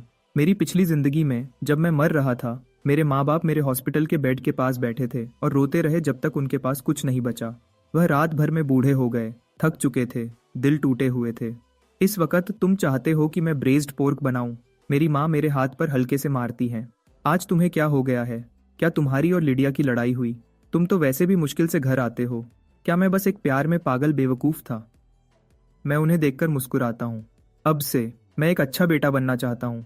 मेरे आसपास सबको हमेशा पता था कि मैं लिडिया के बारे में क्या महसूस करता था, एक तरफा। तो यह सुनकर मेरी माँ सच में हैरान होती है। मेरे पिता ने लगभग गाड़ी को मोड़ दिया। मेरे पिता पूछते हैं, तुम्हें अब लिडिया पसंद नहीं? पसंद है, मैं जवाब देता हूँ, लेकिन इसका मतलब ये नहीं कि मैं उसे छोड़ नहीं सकता। मैं उसे कभी रोक नहीं पाता। वह कभी मेरी थी ही नहीं। वह जेन की है, वह जवान तेज खूबसूरत आदमी। डैड, हमारी शादी को 5 साल हो गए हैं। हम पुरानी खबर हैं। प्यार, उसका अब क्या मतलब है? मुझे बस लगता है कि मुझे और कुछ करना चाहिए, सिर्फ उसके आसपास घूमते रहना नहीं। बिल्कुल सही कि लिडिया हमेशा अफवाहों में रहती है। मैंने इसे कभी पसंद नहीं किया। पहले मेरे पिता चुप रहते थे क्योंकि वह मेरी गहरे जज्बात की इज्जत करते थे। लेकिन अब जब मैंने दरवाजा खोल दिया है, दोनों ने वह सब कुछ कह दिया जो उन्होंने रोक रखा था। जब तक हम घर पहुंचते हैं रात बहुत हो चुकी होती है। मैं नहाकर बिस्तर पर गिर जाता हूँ। मुझे नहीं पता मैं कितनी देर सोया। मेरी माँ मेरे दरवाजे पर नॉक करती है। मैं आधा सोया हुआ जवाब देता हूँ। क्या है? क्या तुमने नहीं कहा था कि तुम्हें ब्रेस्ड पोर्क चाहिए? मैंने बना दिया है, थोड़ा खा लो फिर वापस सो जाना। वह यह कहते हुए मेरी तरफ देखती हैं। मैं तुरंत जाग जाता हूँ। मैं बैठ जाता हूँ और कुछ सेकंड तक घूरता रहता हूँ। फिर मेरी आंखें गर्म हो जाती हैं और आंसू तेजी से निकलने लगते हैं, इससे पहले कि मैं उन्हें रोक पाऊँ। दोबारा जन्म लेने के बाद से मैं एक बार भी नहीं रोया हूँ। मेरी पिछली जिंदगी के सबसे बुरे सपने भी बस मुझे हमेशा जगा देते थे। मैं बहुत पहले ही दर्द के लिए बेजान हो चुका था। अब कुछ भी मुझ तक नहीं पहुंच सकता था। लेकिन मेरी माँ ने रात के बीच में मेरे लिए ब्रेस्ड पोर्क बनाया और मैं खुद को रोक नहीं पाता। अरे, क्या हो गया है तुम्हें बच्चे? लिडिया ने जरूर तुम्हारे साथ कुछ गलत किया है। मैं कल उस फैमिली के पास जाऊंगी और जवाब मांगूंगी। मैं जल्दी से बैठ जाता हूँ और अपनी माँ को गले लगा लेता हूँ। लिडिया ने कुछ नहीं किया। मैं बस भावुक हो गया हूँ। आप मेरे साथ इतनी अच्छी हो। मैं उन्हें पकड़े रहता हूँ, मेरी आवाज़ टूट जाती है। उन्होंने सच में मेरे साथ कुछ गलत नहीं किया। जो कुछ भी मैंने सहा वह सब मैंने खुद पर लाया। वह एक ईमानदार विलेन है। मैं तो बस एक पागल चाहने वाला था। मेरी माँ हल्के से मेरी पीठ थपथपाती हैं और एक लंबी गहरी सांस छोड़ती हैं। मैं उनका इकलौता बेटा हूँ। वह मुझे सबसे अच्छे से जानती हैं। मैं आसानी से रोने वाला नहीं हूँ। अगर सच में कोई दुख न हो तो आंसू नहीं आते। तो क्या तुम अब भी ब्रेस्ड पोर्क खाओगे? वह तत्व पूछती हैं। हाँ, मुझे उसकी बहुत तलब थी। मैं अपनी आंखें पोंछता हूँ और बिस्तर से उतरता हूँ। अभी भी थोड़ा नाक बह रही है। मैं उनका हाथ पकड़ता हूँ और हम दोनों साथ में नीचे जाते हैं। मेरे पिता पहले ही सो चुके हैं। डाइनिंग टेबल पर बस हम दोनों हैं। ब्रेस्ड पोर्क खुशबूदार और मज़ेदार है। मैं कई टुकड़े बिना रुके खा जाता हूँ। मैंने पिछले कुछ सालों में मुश्किल से खाया है। इतना सारा एक साथ खाने से मेरा पेट दर्द से फूल जाता है। मुझे उल्टी आने लगती है। मेरी माँ मेरी पीठ थपथपाती है। इतनी जल्दी क्यों खा रहे हो? पूरी रात पेट भरा होने की वजह से जागे रहोगे। मैं भूखा था। मैं शर्मिंदा होकर हंसता हूँ। आखिरी बार मैंने ऐसा खाना अपने ग्रेजुएशन डिनर पर खाया था। जेसन और दूसरों ने और मैंने एक बड़ी पार्टी की थी। फिर मैंने लिडिया से शादी की और पतला रहने के लिए कम खाना शुरू कर दिया। अगर तुम भूखे भी हो, धीरे खाओ, 80% पेट भरने पर रुक जाओ, मेरी माँ नरम आवाज में कहती है, मुझे देखते हुए। मैं उनकी बाहों में झुक जाता हूँ और मुंह बनाता हूँ। माँ, आज रात मेरे साथ जागी रहो। मुझे काम और जिंदगी के बारे में अपनी समझ बताओ। वह बिना सोचे मान जाती है। अगली सुबह मैं सालों में सबसे हल्का महसूस करते हुए जागता हूँ। पेट भरा हुआ है, अच्छी नींद आई है। घर पर नाश्ता करने के बाद मैं हॉस्पिटल जाता हूँ। वेंडी अपने फोन में देख रही है। उसकी बाह टूटी नहीं थी, लेकिन सॉफ्ट टिश्यू को काफी नुकसान हुआ है। टांके लगे हैं, मोटी पट्टी बंधी है, हिलना डुलना कम है। वेंडी ऊपर देखती है और मुझे देखकर हैरान होती है। आप आए। आपको सच में मेरी चिंता करने की जरूरत नहीं है और न ही बार बार मुझे देखने आने की। मैं गर्म और तसल्ली देने वाली मुस्कुराहट देता हूँ। बिल्कुल, मैं करता हूँ। मैं रे की तरफ मुड़ता हूँ। उन्हें अंदर लाओ। रे न्यूट्रिशन सप्लीमेंट्स का एक ढेर अंदर लाता है और उन्हें उसके बेड के बगल में लगा देता है। वेंडी उस सामान को देखती है और उसका चेहरा शर्म से लाल हो जाता है। ये तो बस ऊपरी चोट है। आपको ये सब करने की जरूरत नहीं थी। चोट तो चोट होती है। मैं उसके बेड के बगल में एक कुर्सी खींच लेता हूँ। वेंडी अचानक पूछती है, ओह, मुझे तो आपका नाम भी नहीं पता। मैं आसानी से जवाब देता हूँ, तुम मुझे मार्कस बुला सकती हो। मुझे नहीं लगता यह बिल्कुल भी पुराना लगता है। मैं उससे 6 साल बड़ा हूँ। वेंडी सर हिलाती है। ठीक है मार्कस। मैं हॉस्पिटल के कमरे में उसके साथ बैठकर बातें करता हूँ। कॉलेज की लड़कियों का चीजों को देखने का तरीका हमेशा सीधा और सच्चा होता है। वेंडी एजुकेशन प्रोग्राम के तीसरे साल में है। अभी गर्मियों की छुट्टी पर है। एक मेहनतकश जवान लड़की जो खुद को संभाल रही है, वह अपने बॉयफ्रेंड के बारे में खुशी और उत्साह से बात करती है और उसका सपना ग्रेजुएशन के बाद एक अच्छी नौकरी और उस लड़के से शादी करना जिससे वह प्यार करती है। मुझे एक छोटी सी अनचाही हंसी आ जाती है, थोड़ी बदतमीजी वाली। मैं खुद को जल्दी संभालता हूँ। वेंडी हिचकिचाती है। आप किस बात पर हंस रहे हो? मैं अपनी नाक की नोक रगड़ता हूँ। कुछ नहीं। तुम्हें देखकर मुझे अपने यूनिवर्सिटी के दिन याद आ जाते हैं जब मेरे सपने भी तुम्हारे जैसे ही चमकदार थे। वेंडी मुझे हैरानी से देखती है। आप किस यूनिवर्सिटी में गए थे? मैं उसकी तरफ देखता हूँ। Alton university. सोचने पर लिडिया और मैं दोनों जेन और वेंडी से उसी स्कूल में सीनियर हैं। वेंडी का चेहरा खुशी से चमक उठता है। आप मेरे सीनियर हो। मैं मुस्कुराते हुए उसके साथ देता हूँ। क्या इत्तेफाक है। ऑल्टन यूनिवर्सिटी देश की टॉप 3 यूनिवर्सिटीज में से एक है। जो भी वहां जाता है उसका दिमाग तेज होता है। ग्रेजुएट्स का भविष्य उज्जवल होता है, भले ही वह अमीर न बने, वह आराम से जिएंगे। अगर जेन कभी लिडिया से नहीं मिलता तो वेंडी का सपना पूरा होने का पूरा मौका है। तो हम आसानी से बातें करने लगते हैं ऑल्टन यूनिवर्सिटी के बारे में। हम हंस रहे होते हैं तभी दरवाजा खुलता है और एक तेज भारी आवाज आती है, वेंडी, मैं आ गया। मैं मुड़ता हूँ। जेन के बाल छोटे और साफ कटे हुए हैं, खूबसूरत और उस पर अच्छी लगने वाली समझदारी है। उसकी शक्ल, मुझे उससे जलन नहीं है। एक 20 साल के शरीर से निकलने वाली पूरी एनर्जी जो थोड़ी चुभती है। जब मैं 20 साल का था, मैं लिडिया से 3 साल से चुपचाप प्यार कर रहा था। मेरे सबसे अच्छे साल पूरी तरह से खा लिए गए एक तरफा प्यार ने, जिसने मुझे लगभग मार ही दिया था। ऐसा क्यों है कि उसी उम्र में जेन को लिडिया का पूरा या कुछ नहीं वाला समर्पण मिलता है, जबकि मैं हर रात अपना दिल एक डायरी में ही निकाल सकता था। वेंडी का चेहरा खुशी से भर जाता है, फिर शर्म से। जेन, मैंने तुम्हें बताया ही नहीं था, मैं नहीं चाहती थी कि तुम चिंता करो। जेन पास आता है, उसके हाथ में फलों का एक बैग है।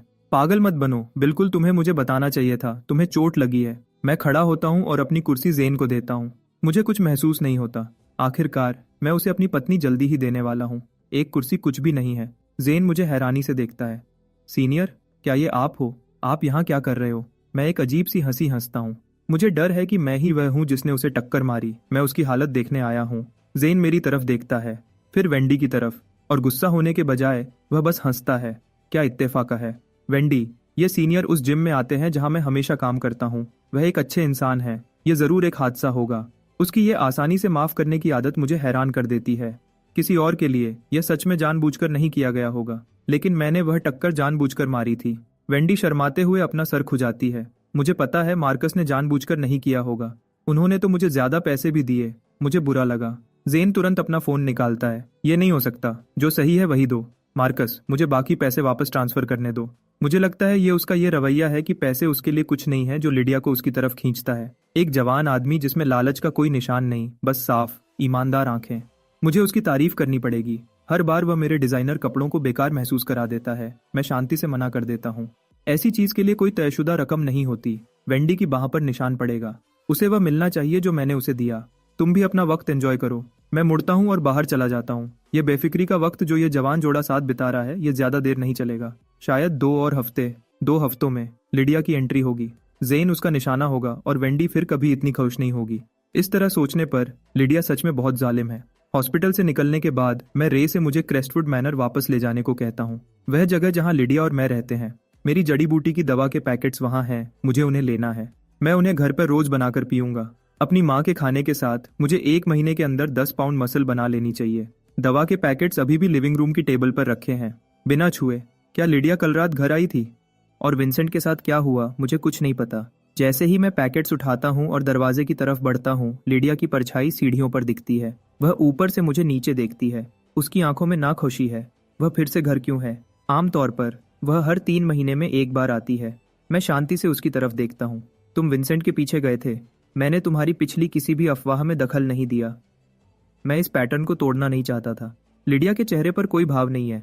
ऐसा है तो उनका सोर्स बंद हो रहा है। इंटरनेट पर फैली अफवाहें सब इत्तेफाक है। तो उसे हमेशा से पता था कि मैं क्या कर रहा हूँ, और उसने मुझे कभी नहीं रोका, क्योंकि वह आदमी उसके लिए बस मनोरंजन थे।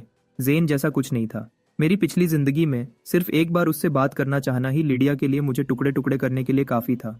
मैं इससे मना नहीं करूंगा। तुमने उन सबको पैसे और मौके दिए। वह शादी की जायदाद में आता है। अपने तरीके से कुछ वापस लेना ठीक लगता है। लिडिया सीढ़ियों से नीचे आती है। पूरे कमरे पर उसका दबाव है। तो तुमने कल रात जब उसे देखा तो सीधे विंसेंट से बात क्यों नहीं की? मैंने उसे एक अपार्टमेंट दिया, उसका आधा तुम्हारा है। क्या उसे कुछ हो गया है? मैं गुस्सा करता हूँ। वह मुझ पर इस तरह बातें क्यों बर्बाद कर रही है? और ज्यादा से ज्यादा 1 साल में वह खुद तलाक मांगेगी। वह मुझे एक बड़ी दौलत देगी। मैं एक अपार्टमेंट की परवाह क्यों करूंगा? मैं जाने के लिए बढ़ता हूँ। मैंने इस बात को मान लिया है, विंसेंट पहला नहीं है और न ही आखिरी होगा। मैं उन सबके साथ नहीं चल सकता। मुझे बस रे को पैकेट्स लेने भेज देना चाहिए था। जब मैं दरवाजे से बाहर निकलता हूँ तभी मुझे उसकी ठंडी नजर हटती हुई महसूस होती है। मैं दवा के पैकेट्स पीछे की सीट पर फेंक देता हूँ और रे से गाड़ी चलाने को कहता हूँ। मेरे डैड की गाड़ी घर के बिल्कुल बाहर खड़ी है। जैसे ही वह अंदर आते हैं और मुझे घर पर देखते हैं, वह मुझे घूरते हैं और अपना फोन मेरे चेहरे पर कर देते हैं। ये गड़बड़ देखो। मैं देखता हूँ, हेडलाइन में लिखा है, उभरता हुआ स्टार विंसेंट लिडिया ग्रुप की सीईओ लिडिया के साथ देखा गया। दोनों ने किसी भी रोमांटिक रिश्ते से मना किया। अगर सच में उनके बीच कुछ चल रहा है, ये रोमांस नहीं होगा, ये एक अफेयर होगा। मैं फोन अपने डैड को वापस देता हूँ और उन्हें शांत करने की कोशिश करता हूँ। अरे ये सब बनाया हुआ है। आप लिडिया को जानते हो, वह एक बिजनेस वुमेन है। ये सब तो उसके काम का हिस्सा है। मेरे डैड गुस्से में हैं और तुम अभी भी उसकी तरफदारी कर रहे हो। मैं उसकी तरफदारी नहीं कर रहा। मैं बस इस बात पर इस बूढ़े आदमी को गुस्सा नहीं होने दे सकता। मैं अपनी बाहें ऊपर करता हूँ। तो चलो अभी उसे सबका सिखाते हैं। मैं तुम्हारे साथ हूँ। हम दोनों बाप बेटा मिलकर उसे नीचे गिरा देंगे। मेरे डैड का चेहरा गुस्से से काला हो गया है, लेकिन जैसे ही मैं यह कहता हूँ वह एक बड़ी मुस्कुराहट देते हैं। तुम हमेशा बकवास करते हो। मैं अपना हाथ उनके हाथ में डालता हूँ और उन्हें आगे बढ़ाता हूँ। चलो डैड, इस बात को अपने ऊपर हावी मत होने दो। सोचो लिडिया ग्रुप लोकल इकोनॉमी को कितना आगे बढ़ाता है। क्या इससे चीजें साफ नहीं होती? इस बात से मेरे डैड लिडिया की अच्छाइयों को फिर से समझने लगते हैं। तुम्हारी बात सही है। हाल ही में उसने एक स्कूल को सिंथेटिक रनिंग ट्रैक डोनेट किया है। ये कम्युनिटी को वापस देने जैसा है। मैं जल्दी से बोलता हूँ। बिल्कुल। जब हम बातें कर रहे होते हैं मेरी माँ ने टेबल लगा दी है। हमें लंच के लिए बुला रही हैं। हर डिश मेरी पसंद की है। ये एक गरम आरामदायक खाना है। लेकिन मेरे डैड को ऑफिस वापस जाना है, तो दोपहर में बस हम दोनों हैं, मैं और माँ। उसकी कुछ सहेलियां महजोंग खेलने आती हैं। चारों औरतें टेबल के आसपास बातें कर रही हैं और खेल रही हैं। मैं सोफा पर लेट जाता हूँ और न्यूज आर्टिकल निकालता हूँ। विंसेंट बताता है कि वह दोनों बस दोस्त हैं। लिडिया एक प्रोडक्शन में इन्वेस्ट करने का प्लान बना रही है, इसलिए वह प्रोजेक्ट पर बात करने के लिए अक्सर मिलते रहे हैं। लगता है लिडिया फिर से अपना पर्स खोल रही है। वह ऐसी चीजों में हमेशा उदार रही है। बिना एहसास हुए मैं सोफा पर सो जाता हूँ और जेसन का फोन है जो मुझे जगा देता है। अंदाजा लगाने की जरूरत नहीं, वह मुझे बार ले जाने के लिए फोन कर रहा है। जेसन दूसरी तरफ से चिल्ला रहा है, मार्कस यहाँ आ जाओ, ड्रिंक्स और खूबसूरत औरतें। मैं आमतौर पर पूछता हूँ, कितनी खूबसूरत? जेसन अपनी आम बढ़ी चढ़ाई तरीके से बोलता रहता है, सीधी बात, बहुत खूबसूरत। जल्दी यहाँ आओ। एरन पहले ही यहाँ है। शॉन एक शो के लिए शहर से बाहर है, वह नहीं आ सकता। जब से उन्हें पता चला है कि मैं लिडिया से तलाक लेना चाहता हूँ, ये लोग बारी बारी से मुझे बाहर निकाल रहे हैं। चाहे वह डिनर हो, करियोके हो या शॉपिंग हो, वह मुझे कभी शांत नहीं बैठने देते।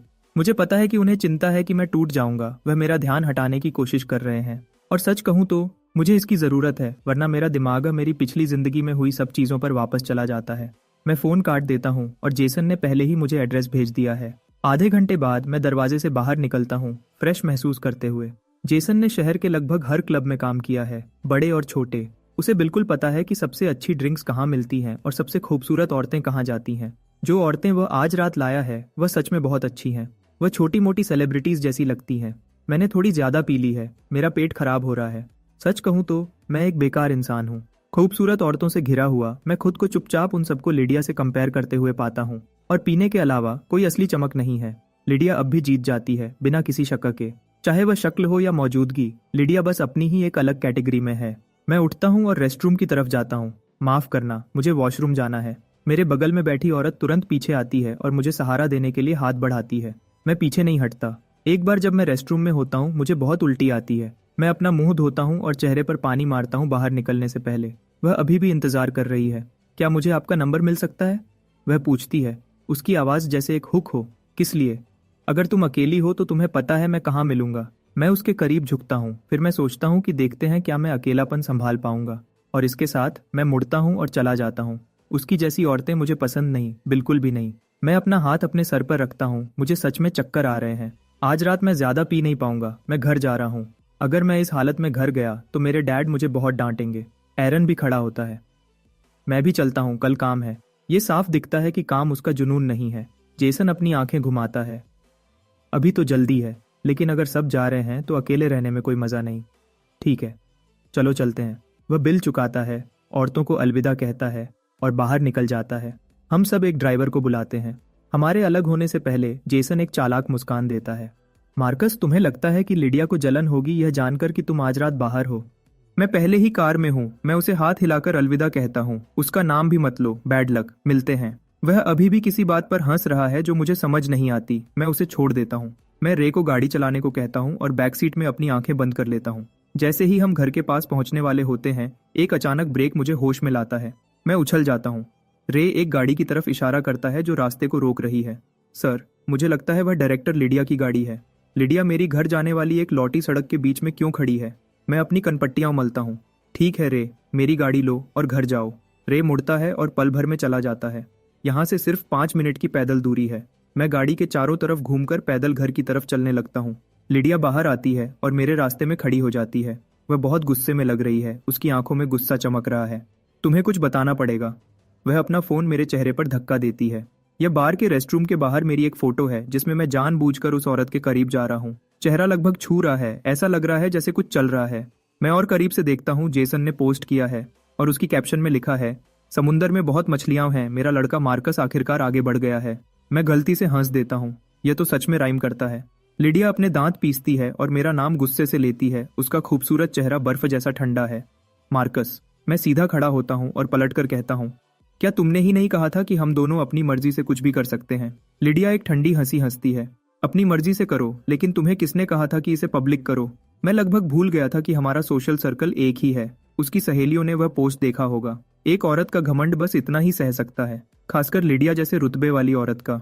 हैरानी नहीं कि जेसन पूरी रात उस चालाक मुस्कान के साथ था। उसने ये जानबूझकर किया था, बस उसे परेशान करने के लिए। मेरा सर सच में घूम रहा है। मुझ में बहस करने की ताकत नहीं है। ठीक है, अगली बार मैं जेसन को कहूंगा कि वह इसे सोशल मीडिया पर न डाले। और इसके साथ मैं जाने के लिए मुड़ता हूँ, लेकिन लिडिया मेरा हाथ इतनी जोर से पकड़ती है कि मुझे अपनी हड्डियों में महसूस होता है। मैं दर्द से चीख निकलता हूँ और बिना सोचे नीचे झुककर उसकी बाजू पर काट लेता हूँ। वह मेरी हरकत से इतनी हैरान हो जाती है कि वह जम जाती है और मुझे काटने देती है। उसकी बाजू मजबूत और शेप में है। वह आखिरकार होश में आती है, मुझे झटक देती है और मेरी गर्दन के पीछे से पकड़ लेती है। क्या तुम पागल हो गए हो? मुझे एक बिल्ली की तरह गर्दन से उठाकर? उसकी बाजू पर एक बिल्कुल सही दांत का निशान है। मैं उसे गहरी शांत आंखों से देखता हूँ और एक कड़वाहट जो मैं कहीं नहीं रख सकता मेरे अंदर उठती है। मैंने उसे इतने सालों तक प्यार किया बिना एक भी निशान छोड़ने के, लेकिन जेन जो बाद में आया उसने अनगिनत निशान छोड़ दिए। मैंने अपनी पिछली जिंदगी में इसे एक से ज्यादा बार देखा था। यह निशान छोड़ना एक कमी को पूरा करता है जो मैं कभी पूरा नहीं कर पाया। मैं अपने मुंह का कोना पोंछता हूँ। खून का हल्का सा स्वाद है। तुम्हें मुझसे सवाल करने का कोई हक नहीं है। इतने सालों से तुम और दूसरे लड़कों के बारे में अफवाहें। क्या मेरी इज्जत नहीं गई? क्या किसी ने मुझ पर हंसा नहीं? लिडिया मुझे ठंडी नजर से देखती है। क्या तुमने खुद ही यह सब नहीं किया? क्या किसी ने तुम्हें अपने दादा के सामने मुझसे शादी करने के लिए मजबूर किया था? बिल्कुल नहीं। तब अगर किसी ने मुझे रोकने की कोशिश की होती तो मैं उनसे अपनी पूरी ताकत से लड़ता। मैं मानता था कि समय के साथ वह मान जाएगी, कि उसे आखिरकार कुछ महसूस होगा। मैं उसे वापस पलटकर कहता हूँ, तुम सही हो, मैंने खुद ही यह सब किया। लेकिन लोग बदलते हैं। मैंने इसके साथ सुलह कर ली है। मैं बस आजाद होना चाहता हूँ। क्या ये अलाउड नहीं है? लिडिया का जवाब हमेशा की तरह ठंडा है। नहीं, तुमने गलत रास्ता चुना। अब तुम्हें इसकी कीमत चुकानी पड़ेगी। मैं धीरे से सांस छोड़ता हूँ और उसे देखता हूँ। क्या तुम मुझ पर विश्वास करोगी जब मैं कहूंगा कि एक दिन जल्दी ही तुम ही डिवोर्स मांगोगी? तुम्हें इससे ज्यादा कुछ पसंद नहीं होगा कि मैं तुम्हारी जिंदगी से पूरी तरह गायब हो जाऊं। लिडिया मुझे ठंडी लापरवाही से देखती है। मार्कस, तुम किस तरह की फैंटेसी में जी रहे हो? उसकी नफरत बहुत गहरी है। वह खुद को भी तकलीफ देने को तैयार है, बस मुझे और तकलीफ देने के लिए। तुम क्यों नहीं मानती? वह मुझे जाने देगी, मुझे पक्का पता है। लेकिन आज रात मैंने बहुत ज्यादा पी ली है। मैं घर जा रहा हूँ सोने। तुम्हें जाना चाहिए।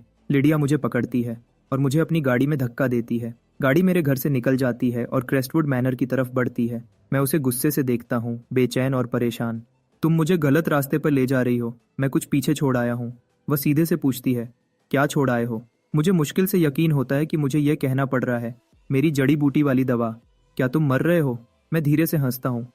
इतना ड्रामेटिक कुछ नहीं, मैं बस बहुत पतला हूँ। खुद को थोड़ा ठीक करने की कोशिश कर रहा हूँ। लिडिया के दिमाग में कुछ आता है। उसका चेहरा गहरा हो जाता है। उसके बाद मैं खुद को नींद आने से रोक नहीं पाता। मैं सोचता हूँ कि लिडिया मुझे गाड़ी में ही सोने देगी, लेकिन जब मैं अगली सुबह जागता हूँ तो मैं अपने ही बेड पर होता हूँ। यह दूसरी बार है जब उसने मुझे मेरे कमरे तक उठाया है। यह उसके जैसा बिल्कुल नहीं है। मेरा सर दर्द कर रहा है। मैं खुद को घसीटकर शावर तक ले जाता हूँ, कपड़े बदलता हूँ और आखिरकार थोड़ा इंसान जैसा महसूस करता हूँ। लेकिन अब मुझे भूख लगी है। यह सोचकर कि लिडिया चली गई है, मैं नीचे जाता हूँ कुछ खाने के लिए। सीढ़ियों से आधे नीचे आते ही मैं 2 या 3 लोगों को सोफा पर बैठा देखता हूँ और वह सब एक साथ मेरी तरफ देखते हैं। लिडिया उनके बीच में है। उसके हाथ में ताश के पत्ते हैं। जैसे ही वह मुझे देखती है उसका चेहरा बिल्कुल काला हो जाता है। स्टेला चीखती है, ओ माय गॉड, इधर मत देखो, इधर मत देखो। मैं घबराहट में वापस ऊपर भागता हूँ कपड़े पहनने के लिए और दिमाग में मैंने लिडिया को लगभग 800 बार गाली दी। आजकल उसे क्या हो गया है? क्या वह पागल हो गई है?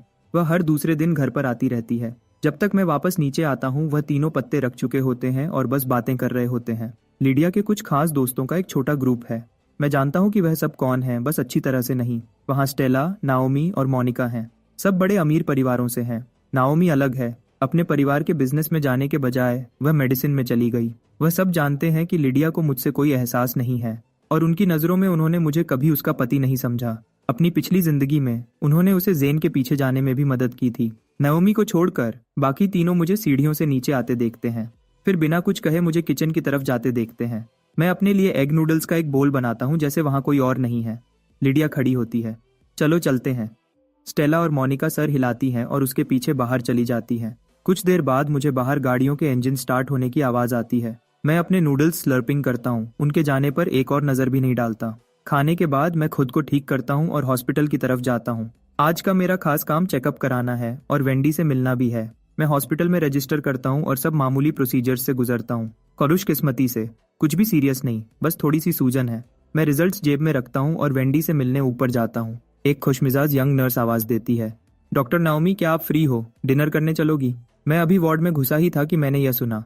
थोड़ी दूर आगे नाओमी खड़ी है, पतली और शांत, एक ठंडे सादे चेहरे के साथ जो उसे लिडिया के चमकदार सर्कल में भी अलग बनाता है। कीचड़ से निकला हुआ कमल। उस सर्कल की हर अमीर लड़की मजे करने में माहिर है, लेकिन नाओमी अकेली है जिसने मेडिसिन चुनी। ज्यादा से ज्यादा वह लिडिया और दूसरों के साथ ड्रिंक्स या गेम्स के लिए जाती है। उसका कभी किसी लड़के से नाम नहीं जुड़ा और फिर भी वह आखिर में जेन के प्यार में पूरी तरह पड़ जाती है। मैं उसके पास से गुजरता हूँ और वेंडी के कमरे की तरफ जाता हूँ। मेरी हैरानी के लिए जेन वहाँ फिर से है। जेन वेंडी को अपने हाथों से खिला रहा है। वह उसके हाथ से सीधे अंगूर खा रही है। जेन खुशी से और आसानी से हंसता है।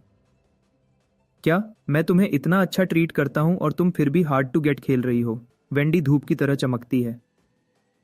क्या मजाक कर रहे हो? मेरा जेन सबसे अच्छा है। मैं दुनिया की सबसे खुशकिस्मत लड़की हूँ। उसकी आंखें पूरी तरह उससे भरी हुई हैं। मैं अपना गला साफ करता हूँ, उनके छोटे से पल को बीच में काटते हुए। वेंडी हैरान लगती है। मार्कस, तुम फिर से आ गए? जेन तुरंत खड़ा हो जाता है मुझे अपनी जगह देने के लिए। मेरी जगह ले लो मार्कस। करीब से जेन के तेज नक्शे और भी ज्यादा आकर्षक लगते हैं। अचानक मुझे याद आता है, नाओमी अभी गई है। मैंने बिना सोचे जेन का हाथ पकड़ लिया और उसे कमरे से बाहर खींच लिया। जेन चौंक जाता है। मार्कस, क्या हो रहा है? वह मेरे पीछे आता है जैसे मैं हॉलवे में चलता हूँ। नाओमी पहले ही गायब हो चुकी है। मैं थोड़ा उदास हूँ। अपनी पिछली जिंदगी में लिडिया ही थी जो जेन से पहले मिली थी और नाओमी उसे सिर्फ लिडिया के जरिए जानती थी। क्या होगा अगर इस बार नाओमी जेन से पहले मिली? क्या चीजें अलग होती? क्या तुम उसे पहली नजर में पसंद करोगे जैसे लिडिया ने किया था? मैं एक धीमी सांस छोड़ता हूँ और जेन की तरफ शांत मुस्कान के साथ मुड़ता हूँ। छोड़ो, मैं तुम्हें एक बहुत अच्छी डॉक्टर से मिलाने वाला था। जब वेंडी को उसके स्टिचेस निकलवाने होंगे तो वह अच्छी रहेगी बुलाने के लिए। जेन थोड़ा शर्माकर हंसता है। मार्कस, तुम्हें सच में यह सब करने की जरूरत नहीं थी। वेंडी की चोट सीरियस नहीं है और वह जितनी दिखती है उससे ज्यादा मजबूत है। कुछ स्टिचेस उसे परेशान नहीं करते। उसने सालों तक डांस की ट्रेनिंग ली है। चोट और निशान उसके लिए नए नहीं है। मैं सर हिलाता हूँ, लेकिन मेरे दिमाग में मैं पहले ही प्लान कर रहा हूँ। अगली बार मैं पक्का करूंगा कि जेन और नाओमी एक दूसरे से मिले।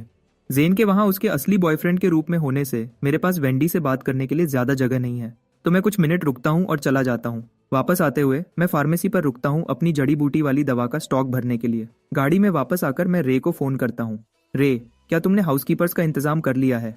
रे जवाब देता है, हाँ मार्कस, मैं उन्हें अभी ला रहा हूँ। आधे घंटे बाद मैं क्रेस्टवुड मैनर वापस पहुंचता हूँ। रे मुझसे पहले वहां पहुंच गया था। हाउसकीपर्स पहले ही अपनी जगह पर हैं। हर कोई अपने काम में बिजी है। रे ऐसे काम बिल्कुल वैसे ही संभालता है जैसे मुझे पसंद है। जब मैं अंदर जाता हूँ, रे मुझे हाउसकीपर से मिलवाता है। वह थोड़ा झुककर एक साथ मुझे ग्रीट करती है। नमस्ते सर। मैं सर हिलाता हूँ और जड़ी बूटी वाली दवा सबसे शांत दिखने वाली को देता हूँ।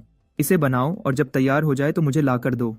और इसके साथ मैं अंदर आराम करने चला जाता हूँ। थोड़ी देर बाद वह दवा लेकर मेरे पास आती है और अदब से कहती है, सर, आपकी दवा तैयार है। मैं टेबल पर रखे उस गहरे गंदे लिक्विड को देखता हूँ, फिर उसके चमकदार ध्यान देने वाले चेहरे की तरफ देखता हूँ और पूछता हूँ, तुम्हारा नाम क्या है? मेरा नाम लिंडा है सर। मैं उसे अपनी सबसे प्यारी मुस्कान देता हूँ और हाथ हिलाता हूँ। बहुत अच्छा, शुक्रिया लिंडा, बस इतना ही। लिंडा सर हिलाती है और जाने के लिए मुड़ती है, लेकिन मेरी आंखें उस पर टिकी रहती हैं जैसे वह चली जाती है। देखने में और तरीके में लिंडा जेन से 7 या 8 हिस्से मिलती जुलती है। मुझे लगता है कि यह दुनिया कितनी अजीब हो सकती है, जैसे डोमिनोज की एक लाइन जो किनारे पर झूल रही हो। मैंने गलती से जेन की गर्लफ्रेंड से दोस्ती कर ली और अब मैंने जेन की माँ को काम पर रख लिया है। मैं रे को एक मैसेज भेजता हूँ हाउसकीपर्स की फाइल्स मांगने के लिए और मैं सीधा लिंडा की प्रोफाइल पर जाता हूँ। इमरजेंसी कॉन्टैक्ट आमतौर पर पति या पत्नी होता है। जब मैं वहां लिखा नाम देखता हूँ तो मेरे होंठों का कोना ऊपर उठ जाता है। लिंडा और हैरल्ड, 2 नाम जिन्हें मैं बहुत अच्छी तरह जानता हूँ। जेन और मेरी पिछली जिंदगी की जांच में ज्यादा कुछ नहीं मिला, लेकिन मैं उसके माँ बाप के नाम ढूंढ पाया। यह गेम और भी मजेदार होता जा रहा है। मैं दवा का कप उठाता हूँ, उस पर धीरे से फूंक मारता हूँ और एक धीमी घूंट लेता हूँ। अगली ही सेकंड मैं सब थूक देता हूँ। ये इतनी कड़वी है कि बर्दाश्त नहीं होती। लिडिया किसी वक्त वापस अंदर आ चुकी है। एंट्रेंस पर खड़ी अपने जूते बदल रही है। वह मुझे ऐसा करते हुए देखती है और उसकी आंखों में नफरत की एक चमक आती है। अगर तुम इसे पी नहीं सकते तो मत पियो। मैं अपना मुंह पोंछता हूँ और पलट कर कहता हूँ, तुम्हें कब से परवाह होने लगी और तुम फिर से वापस क्यों आई हो? वह अपना स्कार्फ उतारती है, रूखे लापरवाह तरीके से, लेकिन फिर भी आसानी से कूल लगती है। ये मेरा घर भी है। क्या मेरे वापस आने में कोई प्रॉब्लम है? लिडिया मेरे सामने बैठ जाती है, बिना किसी भाव के। मैं सर हिलाता हूँ। ठीक है, बिल्कुल। मैं वापस दवा की तरफ जाता हूँ, लेकिन यह बहुत कड़वी है। मैं हर दिन बिना चीनी की ब्लैक कॉफी पीता हूँ और मैं भी इसे नहीं सह सकता। मेरे गले से नीचे उतरने से पहले ही ये वापस ऊपर आ जाती है और ये सीधा लिडिया के चेहरे और कपड़ों पर छिटक जाती है। उसका चेहरा तुरंत उतर जाता है। वह मुझे देखती है, बर्फ जैसी ठंडी। मैं कड़वाहट से इतना हैरान हूँ कि बोल नहीं पाता।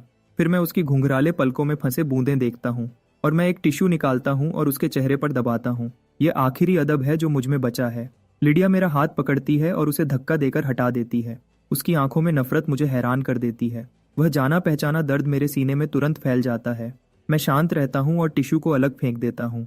सॉरी, दवा बहुत कड़वी है। लिडिया जवाब नहीं देती।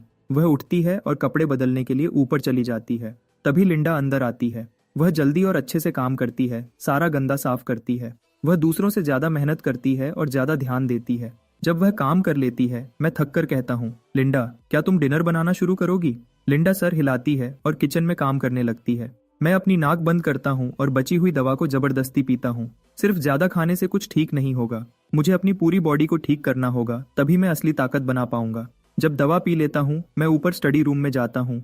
मैं एक धूल से भरी स्केचबुक खोलता हूँ और पेंटिंग के टूल्स निकालता हूँ जिन्हें सालों से किसी ने छुआ नहीं था। मैं अकेला पेंटिंग करना शुरू करता हूँ और मेरी पूरी एनर्जी उस कमरे में भर जाती है। मैं काम में खो जाता हूँ और जो कुछ भी मेरे साथ हुआ है उसकी यादें मेरे दिमाग में घूमने लगती हैं। तभी बिना बताए लिडिया स्टडी रूम का दरवाजा खोलती है।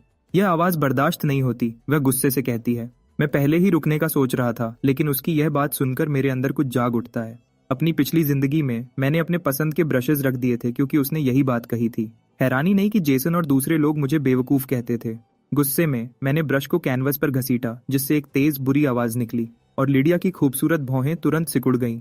मैं ब्रश नीचे रखता हूँ और बहुत शांति से कहता हूँ, तो चलो डिवोर्स ले लेते हैं। जब हमारा डिवोर्स हो जाएगा और हम अलग रहेंगे तो मैं चाहे जितना शोर करूं तुम्हें कभी सुनाई नहीं देगा। लिडिया हंसी उड़ाती है, जैसे इसके लिए हमें डिवोर्स की जरूरत है। हम तो पहले ही अलग रहते हैं। मैं सच में उलझन में हूँ। तो तुम बार बार वापस क्यों आती हो? क्या है जो उसे यहाँ खींचता रहता है? मैं तो बिल्कुल नहीं। लिडिया को लगता है जैसे मैं इतना तेज जुबान कैसे हो गया। उसका चेहरा और ज्यादा खराब हो जाता है। अपने गुस्से के साथ उसे अब तक चले जाना चाहिए था। एक फोन कॉल और वह किसी और जगह हो सकती थी जहां उसका ज्यादा स्वागत होता। लेकिन वह अपना गुस्सा पी जाती है और मुझ पर पलट कर बोलती है, मार्कस, ऐसा लगता है जैसे तुम चाहते हो मैं दूर रहूं। कोई नया मिल गया है क्या? क्या ऐसा हो सकता है कि वह मुझ पर धोखा करने का शक्र करती है और मुझे पकड़ने के लिए बार बार वापस आती है? मेरी आंखें बड़ी हो जाती हैं। है क्या? क्या तुमने नहीं कहा था कि जब तक कुछ पब्लिक नहीं होता तब तक ठीक है? लिडिया सीड्स, तुम सच में मुझसे धोखा करने की हिम्मत करती हो? मैं पलट कर कहता हूँ, मैं वह क्यों नहीं कर सकता जो तुम करती हो? जब हम दोनों एक दूसरे के सामने खड़े थे तभी लिंडा की हल्के से आवाज आती है, डायरेक्टर लिडिया सर, डिनर तैयार है। मैं लिडिया के पास से गुजरता हूँ और नीचे चला जाता हूँ। मैं उसके लिए अपनी बॉडी को तकलीफ देना बंद कर चुका हूँ। लिंडा का खाना बहुत अच्छा है, 3 सब्जियां और एक सूप, हर तरह से खूबसूरत। मैं 2 पूरे कटोरी चावल खा जाता हूँ और लिडिया को दरवाजे से बाहर जाते हुए देखता हूँ। मैं अपना आखिरी सूप खत्म करता हूँ और प्यार से मुस्कुराता हूँ। यह सच में बहुत स्वादिष्ट था। लिंडा, तुम्हारे जैसा खाना बनाने वाली जिसके भी परिवार में जाएगी वह सच में खुशनसीब होगा। लिंडा थोड़ा शर्मा जाती है। आप बहुत अच्छे हैं सर, ये तो बस घर का मामूली खाना है। मैं अपना सर हिलाता हूँ। मैं हर बात सच कह रहा हूँ, यह सच में बहुत अच्छा है। लिंडा का चेहरा नरम हो जाता है जब वह अपने बेटे का जिक्र करती है। मेरा बेटा भी मेरा खाना बहुत पसंद करता है। वह हमेशा मुझसे कहता है कि एक छोटा रेस्टोरेंट खोल लो, भगवान उसका भला करे। वह इसे इतना आसान बना देता है। मेरी मुस्कान थोड़ी कम हो जाती है। वह गलत नहीं है सच में। कभी कभी जब किस्मत साथ देती है तो चीजें जितना आप सोचते हैं उससे ज्यादा जल्दी ठीक हो जाती हैं। अपनी पिछली जिंदगी में जब मैं मर रहा था तो मैं लिडिया को आखिरी बार देखना चाहता था, इससे ज्यादा कुछ नहीं। लेकिन मेरे डैड ने बताया कि वह अपनी होने वाली बहू की माँ के रेस्टोरेंट के ग्रैंड ओपनिंग पर थे। वह रिबन काटने गए थे, मिलने का टाइम नहीं था। वह रेस्टोरेंट लिडिया का इन्वेस्टमेंट था, बिल्कुल। ऑल्टन के टॉप 3 रेस्टोरेंट्स में से एक बहुत बड़ा काम। लिंडा मुझे बहुत अदब से जवाब देती है, हम तो बस आम लोग हैं सर, किस्मत हमारे पास ज्यादा नहीं आती। मैं उसे बहुत बुरी तरह बताना चाहता हूँ कि जब किस्मत आती है तो उसे कोई रोक नहीं सकता। लिंडा, क्या होगा अगर तुम्हारा बेटा एक बहुत अच्छा रिश्ता बना ले? तुम्हें खुद को कम नहीं समझना चाहिए। वह शायद पल जो तुम्हारे परिवार के लिए सब कुछ बदल देगा 2 हफ्ते से भी कम दूर है। लेकिन मैं अपनी जुबान बंद रखता हूँ। मैं लिंडा की थोड़ी अजीब सी मुस्कान देखता हूँ, फिर टेबल से पीछे हटकर चला जाता हूँ। जेन का परिवार बुरे लोग नहीं है, ये मैं मानूंगा। अपनी पिछली जिंदगी में उसके माँ बाप इस रिश्ते के बिल्कुल खिलाफ थे। उनका बेटा अभी भी यूनिवर्सिटी में एक शादीशुदा औरत के साथ रिश्ता रख रहा था, जो किसी भी हिसाब से गलत था। लेकिन समय के साथ लिंडा और हैरोल्ड लिडिया की जिद के आगे हार गए और आखिर में मान गए। उन्होंने कभी यह नहीं सोचा कि जब सबको वह मिल रहा था जो वह चाहते थे, मैं, उसका असली पति, अपनी जिंदगी का सबसे मुश्किल दर्द सह रहा था। नहाने के बाद मैं आराम से बेड पर बैठ जाता हूँ और सोने से पहले हमेशा की तरफ फोन देखता हूँ। मुझे एक खबर मिलती है जिसमें लिडिया एक बार में मजे कर रही थी, स्टेला और 2 या 3 खूबसूरत लड़कों के साथ। लिडिया जहां भी जाती है सबका ध्यान अपनी तरफ खींचती है, उसका रुतबा ही खबरें बनाता है। वह सड़क पर नूडल्स खा रही हो तब भी वह वायरल हो जाएगी।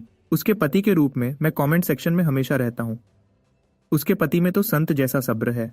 अगर वह मेरी बीवी होती तो मैं पागल हो जाता। कहना आसान है जब तक यह तुम्हारे साथ न हो। लिडिया की शादी के बाद से उसकी जिंदगी में जिन लड़कों के बारे में अफवाहें थीं वह अनगिनत थे। कुछ मुझ पर तरस खाते हैं, कुछ मुझसे जलते हैं, कुछ बस हंसते हैं। मैं यह सब अपने ऊपर से गुजरने देता हूँ। जब मैं बस सोने ही वाला होता हूँ, शॉन का फोन आता है और मैं वापस होश में आ जाता हूँ। उसकी आवाज में तनाव है। मार्कस, अभी यहाँ आ जाओ, कुछ हो गया है। क्या हुआ? धीरे बोलो। जेसन और लिडिया लड़ने वाले हैं। जल्दी यहाँ आओ, मैंने तुम्हें एड्रेस भेज दिया है। जेसन और लिडिया की लड़ाई कैसे हो गई? उसका गुस्सा कितना भी खराब हो, वह किसी आदमी से हाथापाई नहीं करेगी। सोचने का टाइम नहीं था। मैं जल्दी से कपड़े बदलता हूँ और बाहर भाग जाता हूँ। जब तक मैं बाहर पहुंचता हूँ, लिडिया और जेसन को पहले ही एक प्राइवेट रूम में ले जाया जा चुका था। उनके जैसे लोगों के बीच पब्लिक में झगड़ा सीधा ट्रेंडिंग में आ जाता। शॉन मुझे देखते ही जेसन की तरफ खींचता है। जेसन अभी भी गुस्से में है, उसकी आंखें लिडिया पर टिकी हैं, जैसे वह पिछली जिंदगी के दुश्मन हो। लिडिया का गुस्सा और भी ठंडा है, एक खतरनाक शांति उससे निकल रही है। स्टेला उसके बगल में एक डरी हुई छोटी अटेंडेंट की तरह खड़ी है। स्टेला लिडिया को देखती है, फिर मुझे। मार्कस, मुझे बहुत अफसोस है, तुम्हारे दोस्त को गलतफहमी हो गई। वह लड़के मैंने बुलाए थे, उनका लिडिया से कोई लेना देना नहीं है। स्टेला लिडिया से 4 साल छोटी है और यह पहली बार है जब उसने मुझे इस नाम से बुलाया है। जेसन स्टेला की तरफ उंगली करता है और गुस्से से बोलता है, उस लड़के का चेहरा उसके चेहरे से बिल्कुल चिपका हुआ था और तुम इसे कुछ नहीं कहती हो। स्टेला रोने वाली लग रही है, सच में डरी हुई है। लिडिया की तेज नजर जेसन से गुजरती है और मुझ पर रुक जाती है, साफ तौर पर मेरे कुछ कहने का इंतजार कर रही है। मैं न देखने का नाटक करता हूँ और जेसन की तरफ मुड़ता हूँ। जेसन, ठीक है, तुम ज्यादा सोच रहे हो। वह लड़के पक्का स्टेला के मेहमान थे। लिडिया का टेस्ट इससे अच्छा है। चिकने खूबसूरत लड़के उसकी पसंद नहीं है। कोई भी देखने वाला सोचेगा कि जेसन को धोखा मिला है। कमरा शांत हो जाता है। जेसन और शॉन मुझे हैरानी से देखते हैं। मार्कस, क्या तुम अभी सीरियस हो? वह उस डिवोर्स के बारे में जानते हैं जिसके लिए मैं जोर दे रहा हूँ, लेकिन उन्होंने कभी नहीं सोचा था कि मैं इस सब पर इतना शांत रहूंगा। जेसन आज रात लिडिया के पीछे जाने से खुद को रोक नहीं पाया, और फिर भी मैं, जिसने उसे 10 साल से ज्यादा प्यार किया है, बिल्कुल भी नहीं हिलता। मैं जेसन को एक बाजू से और शॉन को दूसरे बाजू से पकड़ता हूँ। बिल्कुल सीरियस। चलो हम चलते हैं। हम कहीं और जाकर कुछ पियेंगे, मैं ट्रीट दूंगा। मैं लिडिया को एक और बार नहीं देखता। स्टेला पलक झपकती है और लिडिया को धक्का देती है। लिडिया, मार्कस और दूसरे लोग अभी चले गए। लिडिया की आवाज बर्फ की तरह तेज है। उसका नाम, वह इसके लायक नहीं है। वह शब्द मुझे घंटी की तरह साफ सुनाई देते हैं जैसे ही दरवाजा बंद होता है। मेरे सीने में थोड़ा सा दर्द होता है, बस इतना कि महसूस हो मैं उस नाम के लायक नहीं हूँ। वह जेन के लिए बचाओ। हम एक टेबल ढूंढते हैं और हम तीनों पीते हैं। जेसन मुझसे बार बार पूछता है, मार्कस, क्या तुमने सच में लिडिया को छोड़ दिया है? मैं सर हिलाता हूँ। यह मैं पक्का कह सकता हूँ। जेसन अपना ग्लास उठाता है और एक ही बार में पी जाता है। यही तो मैं कह रहा हूँ, मैंने हमेशा तुम्हें इसके लिए इज्जत दी है। 10 साल के एहसास और तुमने उसे ऐसे ही छोड़ दिया, इसके लिए हिम्मत चाहिए। शॉन भी अपना ग्लास मेरी तरफ उठाता है। जैसे ही माहौल अच्छा होता है, शॉन की गर्लफ्रेंड उसे चेक करने के लिए फोन करती है। हम सब में से उसकी लव लाइफ सबसे अच्छी है। वह पहले ही शादी की बात कर रहे हैं। शॉन तुरंत खड़ा हो जाता है। लड़कों, मेरी लड़की को मेरी जरूरत है, मैं चला। जेसन उसे छेड़ता है। क्या तुम घर जा रहे हो बेबी सिटिंग करने? शॉन हंसता है, एक गाली देता है और गायब हो जाता है। जब वह चला जाता है, मैं बिल चुकाता हूँ और जेसन और मैं अलग हो जाते हैं। क्रेस्टवुड मैनर वापस आकर मुझे अपने आप से शराब की बू आती है और मैं नहाने का फैसला करता हूँ। मैं बाथरूम का दरवाजा खोलता हूँ और भाप की एक दीवार मुझसे टकराती है। एक शक्ल धुंध में से बाहर आती है। मैं लिडिया को ऐसे देखता हूँ जैसे मैंने कोई भूत देख लिया हो। 5 साल की शादी, और ये पहली बार है जब मैंने उसे ऐसे देखा है। कुछ सेकंड्स की खामोशी के बाद मैं कहता हूँ, मेरे ये मेरा बाथरूम है। जब से हमारी शादी हुई है मास्टर बेडरूम मेरा है। जब भी वह घर आती है वह गेस्ट रूम में रहती है या स्टडी रूम में सो जाती है। ये अटैच्ड बाथरूम सिर्फ मेरा है। लिडिया अपने बालों को टॉवल से पोंछती है, आवाज़ बिल्कुल सीधी है। कोई एतराज़ है? मैं ईमानदारी से जवाब देता हूँ, सच में कोई नहीं। तुम खूबसूरत हो, मैं शिकायत नहीं कर रहा हूँ। लिडिया, चाहे उसके पास कुछ भी न हो, उसका चेहरा ही आदमियों को बेसहारा छोड़ देता। वह मुझे एक धीमी, समझ न आने वाली नज़र से देखती है, फिर 2 तेज कदम आगे बढ़ती है। मैं पीछे हट जाता हूँ, एक तरफ हटते हुए। ठीक है, मुझे नहाना है, तुम्हें जाना चाहिए। तभी एक हाथ मेरे सर के पीछे आता है। लिडिया अपनी ठोड़ी ऊपर करती है और मुझे किस करती है। पुदीने की हल्की सी खुशबू मेरे मुंह में आती है। हैरानी से मैं अपनी जगह पर जम जाता हूँ। मैं हिलता नहीं हूँ। जब मैं जवाब नहीं देता वह और गहरा दबाती है और उसकी स्किल को कोई मना नहीं कर सकता। मुझे इसका कोई अनुभव नहीं है। मैं उसे पूरी तरह आगे बढ़ने देता हूँ। गर्मी, भाप, सांस रुकना, मैं बिना जाने ही लाल हो जाता हूँ और पसीने से भीग जाता हूँ। बाथरूम का माहौल हर सेकंड भारी होता जाता है। मैं पीछे हटने की कोशिश करता हूँ, वह मुझे नहीं छोड़ती। नई पोजीशन सिर्फ हमारे बीच की दूरी को कम करती है। शायद मुझे यह होने देना चाहिए, वह पूरा करना चाहिए जो मुझे अपनी पिछली जिंदगी में कभी नहीं मिला। मेरे अंदर कुछ टूट जाता है। मैं अपनी आंखें बंद करता हूँ और जवाब देना शुरू करता हूँ। एक एहसास जो मुझे नहीं होना चाहिए था वह जाग उठता है, और जैसे ही मैं खुद को खोने वाला होता हूँ लिडिया रुक जाती है। वह छोड़ देती है। उसकी आंखों के पीछे की गर्मी कम हो जाती है। मैं उसे देखता हूँ, उलझा हुआ। वह एक ठंडी हंसी हंसती है। तो यह सब नाटक था? क्या तुम मुझसे प्यार करना बंद नहीं कर चुके थे? वह हाथ बढ़ाती है और लापरवाही से मेरे होंठों के कोने को रगड़ती है। लगता है तुम बस सबके लिए एक शो कर रहे थे। मार्कस, क्या हार्ड टू गेट खेलना तुम्हारी नई स्ट्रैटेजी है? तो यह एक टेस्ट था और उसने इसका इस्तेमाल किया। मेरी समझ वापस आती है। मैं अपने कपड़े ठीक करता हूँ और खुद को संभालता हूँ। मैं उसे नीचे देखता हूँ और मेरे अंदर कुछ उदास और अजीब सा महसूस होता है। क्या यह सच में ज़रूरी था? मैं ऐसे गेम्स नहीं खेलता। तुम बस मेरे दूर रहने की आदत नहीं हो। जैसे एक वफादार कुत्ता जो अचानक अपनी पूंछ हिलाना बंद कर दे तो तुम्हें अजीब लगता है, लेकिन तुम्हें इसकी आदत हो जाएगी। लिडिया अपना सर टेढ़ा करती है, मज़े लेते हुए। क्या तुम खुद को कुत्ता कह रहे हो? मैं अपनी उलझी हुई कॉलर पकड़ता हूँ और धीरे से जवाब देता हूँ।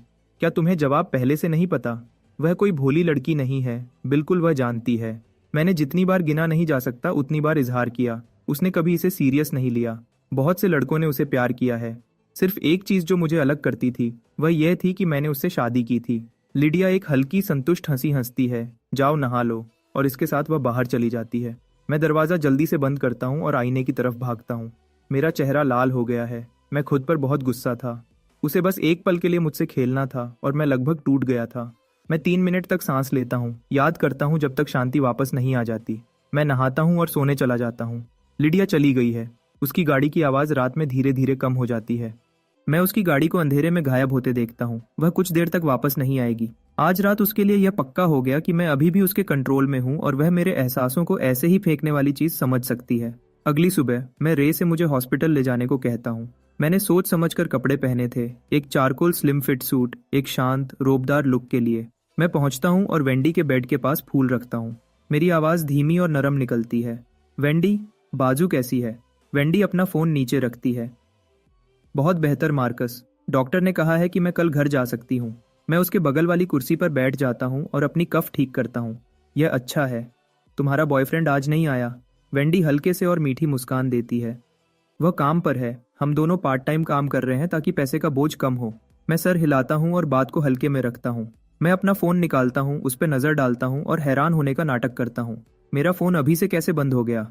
वेंडी बेडसाइड टेबल की तरफ इशारा करती है। यहाँ एक चार्जर है मार्कस। मैं चार्जर लेता हूँ और जानबूझकर उसे लगाने के लिए झुकता हूँ। मेरा शरीर उसके बिल्कुल पास आ जाता है। जब तक मैं सीधा होता हूँ उसका चेहरा लाल हो चुका होता है। सच में मासूम, मैं अपने मन में सोचता हूँ। मेरी आंख के कोने से मैं नयोमी को दरवाजे पर देखता हूँ। वह मुझे गहरी नज़र से देख रही है। वह यहाँ कब आई? उसने पूरा चार्जर वाला नाटक देख लिया। यह शर्मिंदगी वाली बात है।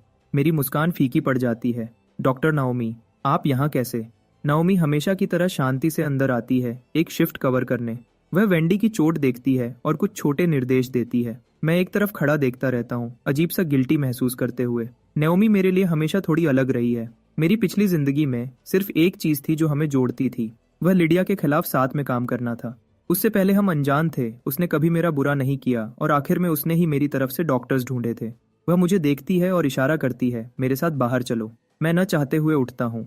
नाओमी मुझे अपने ऑफिस ले जाती है। बाकी डॉक्टर्स जा चुके हैं, अब सिर्फ हम दोनों हैं। वह बिना ऊपर देखे पेशेंट फाइल्स पलट रही है। लिडिया के साथ हाल ही में सब कैसा चल रहा है।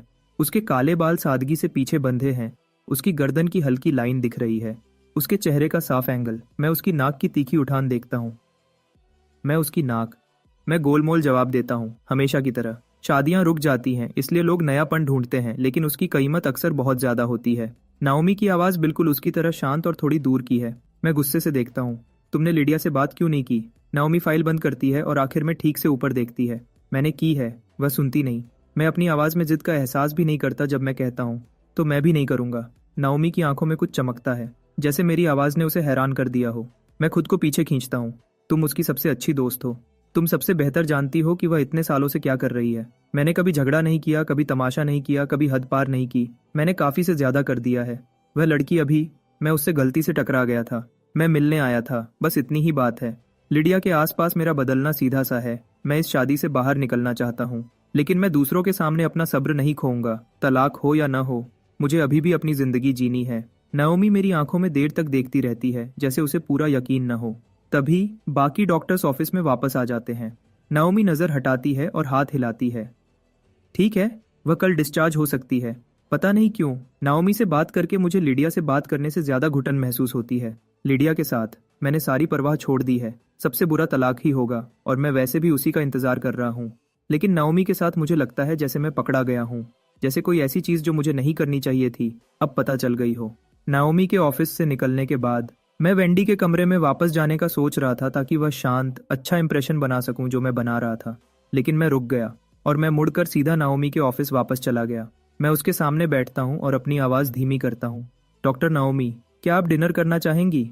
लिडिया के साथ मेरी हालत को लेकर हाल ही में मेरे दिमाग में बहुत कुछ चल रहा है। मैं किसी से इस बारे में बात करना चाहता हूँ, जैसे यही असली वजह हो। असल में मैं नाओमी और जेन को जल्द से जल्द एक ही कमरे में लाना चाहता हूँ। नाओमी मुझे थोड़ा हैरान होकर देखती है। हम दोनों ने तो पहले कभी ठीक से बात भी नहीं की, खाना तो दूर की बात है, लेकिन यह उसकी खास दोस्त की शादी की बात है। और वह समझती है कि दोनों फैमिलीज के बीच कितना कुछ दांव पर लगा है। एक पल सोचने के बाद वह मान जाती है। ठीक है, आज रात ठीक रहेगा, मैं फ्री हूँ। मैं जोश के साथ अपना फोन निकालता हूँ, अपना कॉन्टैक्ट QR कोड खोलता हूँ और उसकी तरफ बढ़ाता हूँ। बहुत अच्छा, मैं एक जगह जानता हूँ, वहाँ की कॉफी कमाल की है। मुझे ऐड कर लो और मैं तुम्हें लोकेशन भेज दूंगा। नाओमी कोड पर नजर डालती है, फिर एक पेन उठाती है और आगे करती है। नहीं शुक्रिया, लिख दो। मैं उसे घूरता हूँ। क्या वह सीरियस है? पूरी तरह से पुराने ख्यालों की। मैं बिना कुछ कहे पेन ले लेता हूँ। मैं एक कागज के टुकड़े पर एड्रेस लिखता हूँ। मैं मुस्कुराते हुए पेन रख देता हूँ। द रेंडेवू कैफे, आज रात 8:30 पर। मैं सच में अच्छे मूड में बाहर निकलता हूँ। आज रात 8 बजे नाओमी को उस कैफे में मैं नहीं मिलूंगा, उसे जेन मिलेगा। यह सोचकर मैं बाकी दिन उत्सुकता से गुजारता हूँ। मैं नाओमी और जेन के आमने सामने आने के पल की कल्पना करना बंद नहीं कर पा रहा। मैं भेष बदलकर जाने का फैसला करता हूँ। मैं यह मौका नहीं छोड़ूंगा।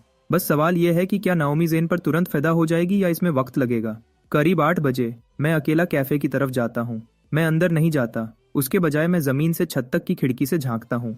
पक्का नाओमी वहां है, दीवार के पास कोने में बैठी हुई। क्या वह मेरी पुरानी पसंदीदा जगह नहीं है? उसके बाल खुले हैं, उसकी पूरी मौजूदगी शांत और थोड़ी दूर की है। वह अपनी कॉफी के साथ चुपचाप बैठी है, अपने फोन की तरफ भी नहीं देख रही। जेन कहाँ है? मैं काउंटर पर ढूंढता हूँ। मैं देखता रहता हूँ, कहीं भी उसका कोई निशान नहीं। उसके बजाय मेरा छुपकर घूमना ही नाओमी की नजर में आ जाता है। वह मुझे देख लेती है, खड़ी होती है और मुझसे मिलने बाहर आती है। भागना अब बहुत देर हो चुका है। नाओमी शिष्टाचार की परवाह नहीं करती। मार्कस, तुम बाहर क्या कर रहे हो? अंधे हो क्या? मैं विग उतारता हूँ निराश महसूस करते हुए। तुम एक डॉक्टर हो, क्या तुम थोड़ी और सभ्य नहीं हो सकती? सच कहूँ तो वह चीज घुटन भरी थी। नाओमी गुस्से से देखती है। तुम मुझे यहाँ बात करने के लिए बुलाती हो, फिर बाहर भेष बदलकर खड़े हो। असल में चल क्या रहा है? मैं बिना रुके जवाब देता हूँ, मैं यहाँ हूँ ना। मैं बस ये देखना चाहता था कि तुम सच में अंदर हो या नहीं। नाओमी बहस छोड़ देती है, दरवाजा खोलती है और मुझे अंदर आने का इशारा करती है। मैं विग हाथ में लिए बहुत न चाहते हुए अंदर जाता हूँ। जब मैं काउंटर के पास से गुजरता हूँ तो फिर से ध्यान से देखता हूँ। जेन पक्का यहाँ नहीं है। मैं दूसरे स्टाफ में से एक से पूछता हूँ, जेन कहाँ है? वह आज छुट्टी पर है। मेरा चेहरा उतर जाता है, सारी उत्सुकता खत्म हो गई। मैं खुद को घसीटकर नाओमी के सामने बैठ जाता हूँ। मैं आदत से ब्लैक कॉफी ऑर्डर करता हूँ और उसमें घूरता रहता हूँ। नाओमी मुझे देखती है। क्या तुम ही नहीं थे जो अपने और लिडिया के बारे में बात करना चाहते थे? मैं कंधे उचकाता हूँ, मेरा मन बदल गया। मुझे यह कॉफी मिलने दो, फिर तुम्हें घर जाकर आराम करना चाहिए। मेरे मुंह से शब्द निकले ही थे कि मुझे उसकी तरफ से ठंडक महसूस होती है। उसकी नज़र तीखी है, जैसे लिडी की खराब दिन पर होती है। क्या तुम मेरे साथ मजाक कर रहे हो? वह साफ और ठंडी आवाज में कहती है। मैं अपने हाथ फैलाता हूँ। नहीं, मैं बस समझ गया कि कहने को ज्यादा कुछ नहीं है। सबको पहले से पता है कि मैं सालों से उससे प्यार करता हूँ। उसे पहले परवाह नहीं थी, उसे अब परवाह नहीं है, और उसे बाद में भी परवाह नहीं होगी। अब और क्या बात करने को बचा है? अगर तुम सच में मदद करना चाहती हो तो जाओ और उससे तलाक के कागज साइन करवाओ। नाओमी बिना पलक झपकाए मुझे घूरती है, जैसे ये नाप रही हो कि वह कितना यकीन करती है। उसकी नज़र मुझे बेचैन करती है। मैं अपनी कॉफी को देखने का नाटक करता हूँ। नाओमी आखिर में बोलती है, यह कोई आम शादी नहीं थी। तुम्हारी फैमिलीज ने एक डील की थी। मुझे तुम्हें यह सब बताने की जरूरत नहीं है। बिना किसी बड़े कारण के तलाक नहीं होगा। लिडिया इस पर राजी नहीं होगी। मैं लंबी सांस लेता हूँ। तुम उसे अच्छे से जानती हो, वह भी यही कहती है। पूरी तरह से एक जैसी सोच वाले। नाओमी कुछ नहीं कहती, बस चुपचाप एक घूंट लेती है। मुझे अब और बात करने का मन नहीं है। जेन वैसे भी यहाँ नहीं है। मैं बस एक साइड कैरेक्टर हूँ। लीड के साथ ज्यादा वक्त बिताने की जरूरत नहीं। हम 3 मिनट तक चुपचाप बैठकर पीते रहते हैं। मैं पैसे देने के लिए उठता हूँ। नाओमी भी खड़ी होती है और मुझे रोकने के लिए हाथ बढ़ाती है। मुझे करने दो, मैं बहस नहीं करता। ठीक है, वैसे भी उसके लिए ये छोटे पैसे हैं। जब नाओमी काउंटर पर होती है, मैं पलक झपकते ही निकल जाता हूँ और गाड़ी चलाकर चला जाता हूँ। चौराहा पर जब मैं मुड़ता हूँ, पीछे के शीशे में उसे देखता हूँ। वह अभी बाहर निकली है। उस दिशा को देख रही है जहाँ मेरी गाड़ी गायब हुई। मैं अपना सर हिलाता हूँ और धीरे से सांस छोड़ता हूँ।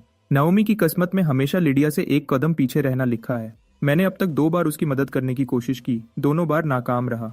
जो कुछ भी लिडिया और जेन को एक साथ खींचता है वह पक्का लोहे का बना होगा। इस वक्त नाओमी को जेन की तरफ धकेलने की कोशिश करना मेहनत की बर्बादी लगती है। मुझे इसे छोड़ देना चाहिए। बस और 10 दिन मैं इंतजार कर सकता हूँ। जैसा मैंने सोचा था, लिडिया अगले पूरे हफ्ते वापस नहीं आती। हम वापस वैसे ही हो जाते हैं जैसे पहले थे। कोई कांटेक्ट नहीं, कोई मुलाकात नहीं। मैं इससे खुश हूँ। जब वेंडी डिस्चार्ज होती है, मैं उसे लेने जाता हूँ। मैं उसे और जेन को खाना खिलाने ले जाता हूँ। फिर वापस अपने पेंटिंग स्किल्स को बेहतर बनाने में लग जाता हूँ। सालों की लापरवाही, अब सब वापस लाने का वक्त है। दिन में 3 बार जड़ी बूटी वाली दवा और लिंडा का खाना। सच में मेरा 2 पाउंड वजन बढ़ गया है। एक गेट टुगेदर में जेसन मेरे कंधे पर थपकी देता है। मार्कस, तुम क्या ले रहे हो? तुम कमाल के लग रहे हो। मैं चमकते हुए हंसता हूँ। जड़ी बूटी वाली दवा मेरे शरीर पर काम कर रही है। वजन बढ़ाने के लिए ज्यादा खाना, पता चला ये सच में काम करता है। शॉन गुस्से से बोलता है, दिखावा करना बंद करो। हम सब यहाँ वजन कम करने की कोशिश कर रहे हैं और तुम यहाँ जानबूझकर बढ़ाने की कोशिश कर रहे हो। एरन शॉन को थपकी देता है। तुम्हारा तो खुशी का वजन है, शुक्रगुजार रहो। शॉन की गर्लफ्रेंड बहुत अच्छी कुक है, वह उसे अच्छा खाना खिला रही है और ये दिखता है। शॉन इतराते हुए अपना सर हिलाता है। जल रहे हो? यही होता है जब तुम किसी ऐसे से डेट करते हो जो खाना बना सकता हो। अचानक मेरे दिमाग में कुछ आता है। शॉन, अगले बार जब तुम्हारे पास कोई अच्छा काम हो तो मुझे भी साथ ले आना। घर पे बैठना मुझे पागल कर रहा है। मुझे कुछ बनाना है। शॉन मुझे हैरान होकर देखता है। तुम सच में शामिल होना चाहते हो? मैं पूरी तरह से सीरियस हूँ। अगर सही मौका मिलता है तो बिल्कुल। मैंने अपनी फैमिली की कंपनी में नीचे से शुरू करने के बारे में सोचा है, लेकिन मेरा दिल वहां नहीं है। मेरे माँ बाप अभी भी अच्छी सेहत में हैं, उन्हें मेरी वहां जरूरत नहीं है। मैं अपना खुद का सपना वापस पाना चाहता हूँ। शॉन अपने घुटने पर थपकी देता है। मैं ये बहुत पहले से कहना चाहता था। तुम ऑल्टन यूनिवर्सिटी के सबसे मशहूर पेंटर थे और तुम घर पर बैठकर हाउस हस्बैंड बने हुए हो। क्या बर्बादी है? फिक्र मत करो, अगर कोई अच्छा काम आता है, कोई एग्जीबिशन या इवेंट, तो मैं तुम्हारा नाम आगे करूंगा। मैं हाथ जोड़ता हूँ। डील। शुक्रिया कहने की जरूरत नहीं। आज रात का खर्चा मेरी तरफ से। पीछे मत हटना। ड्रिंक्स के बाद जेसन और हम बाकी सब अपने अपने रास्ते चले जाते हैं। मैं रे को फोन करता हूँ कि वह मुझे लेने आ जाए। मैंने अभी फोन रखा ही था कि मुझे एक जानी पहचानी आवाज सुनाई देती है। मैं मुड़ता हूँ। यह वेंडी है। मार्कस। मैं पलक झपकाता हूँ। वेंडी, तुम यहाँ क्या कर रही हो? वेंडी मुझे देखती है। मैं पास में पार्ट टाइम शिफ्ट कर रही थी, अभी छुट्टी हुई है। मार्कस, क्या तुमने पी रखी है? उसने पक्का बू सूंघ ली होगी। मैं अपना हाथ अपने माथे पर रखता हूँ और सर हिलाता हूँ। अब शराब चढ़ रही है और मेरा सर घूम रहा है। वेंडी, क्या तुम गाड़ी चला सकती हो? वेंडी जल्दी से जवाब देती है, अगर तुम गाड़ी चलाने की हालत में नहीं हो तो मैं तुम्हें ले जा सकती हूँ। मैं वेंडी को चाबियां देता हूँ और रे को कैंसिल करने के लिए फोन करता हूँ। जब वेंडी सिल्वर रोल्स रॉयस देखती है, उसके चेहरे पर हैरानी और तारीफ की चमक आती है। मार्कस, ये तुम्हारी है? मैं चक्कर आने के बावजूद जवाब देता हूँ, हाँ मेरी। बस नेविगेशन यूज करो, मुझे क्रेस्टवुड मैनर ले चलो। वेंडी पलक झपकाती है। क्रेस्टवुड मैनर? वह जमी हुई लगती है तो मैं उसके पास झुकता हूँ। मैं खुद को हल्के से उसके कंधे पर टिकाता हूँ। बस खड़ी मत रहो, मेरा सर घूम रहा है। वह अचानक की नजदीकी जो कुछ और लगती है, हमेशा सबसे ज्यादा असर करती है। वेंडी होश में आती है, समझती है कि हम कितने पास हैं और जल्दी से मुझे संभालती है। उसका चेहरा लाल हो जाता है। ध्यान से मार्कस, गिर मत जाना। वेंडी और जेन इस मामले में एक जैसे हैं, दोनों में से कोई भी पैसे से नहीं फिसलता। ये जानते हुए भी कि वह किसी अमीर आदमी से बात कर रहे हैं, वह अपना दिमाग ठीक रखते हैं। मैं नशे का नाटक करता हूँ और मुस्कुराता हूँ। वेंडी, तुम बहुत अच्छी हो। तुम्हारा बॉयफ्रेंड किस्मत वाला लड़का है, मेरे जैसा नहीं। शादी नाकाम रही, पैसे के अलावा कुछ नहीं मिला। यह गाड़ी असल में हमारी सबसे आम गाड़ी है। अगर तुम्हें पसंद है तो यह तुम्हारी है। अगर लिडिया दूसरे आदमियों को गाड़ियां और अपार्टमेंट्स दे सकती है तो मैं भी दे सकता हूँ। वेंडी जल्दी से अपना सर हिलाती है और मुझे गाड़ी में बैठने में मदद करती है। नहीं मार्कस, तुमने बहुत ज्यादा पी ली है, मुझे बस तुम्हें घर छोड़ने दो। वेंडी बहुत ध्यान से गाड़ी चलाती है, बहुत धीरे धीरे जा रही है, शायद किसी चीज को खरोंचने से डर रही है जिसे वह बदल नहीं सकती। मैं पैसेंजर सीट पर सोने का नाटक करता हूँ, बीच बीच में झांक कर देखता हूँ कि हम कहाँ हैं। थोड़ी देर बाद वेंडी बोलती है, मार्कस, हम क्रेस्टवुड मैनर पर हैं। कौन सी बिल्डिंग? मैं आंखें खोले बिना जवाब देता हूँ, बिल्डिंग 8। वेंडी खास बिल्डिंग का नंबर नेविगेशन में डालती है और मुझे मेरे दरवाजे के बिल्कुल सामने तक ले आती है। गाड़ी ठीक से पार्क करती है। मैं अपना वॉलेट निकालता हूँ और उसे कुछ नोट देता हूँ। ये लो, ये ड्राइव के लिए है और थोड़ा एक्स्ट्रा भी। वेंडी रुक जाती है, फिर जल्दी से उसे वापस देने की कोशिश करती है। मार्कस, आपको मुझे पे करने की जरूरत नहीं है, मैं तो बस आपकी मदद कर रही थी।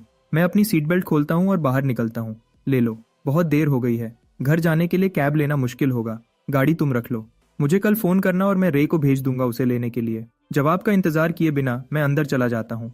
जैसे ही मैं घर पहुंचता हूँ, मैं लिंडा को जगाता हूँ और उससे होश में लाने वाली चाय मांगता हूँ।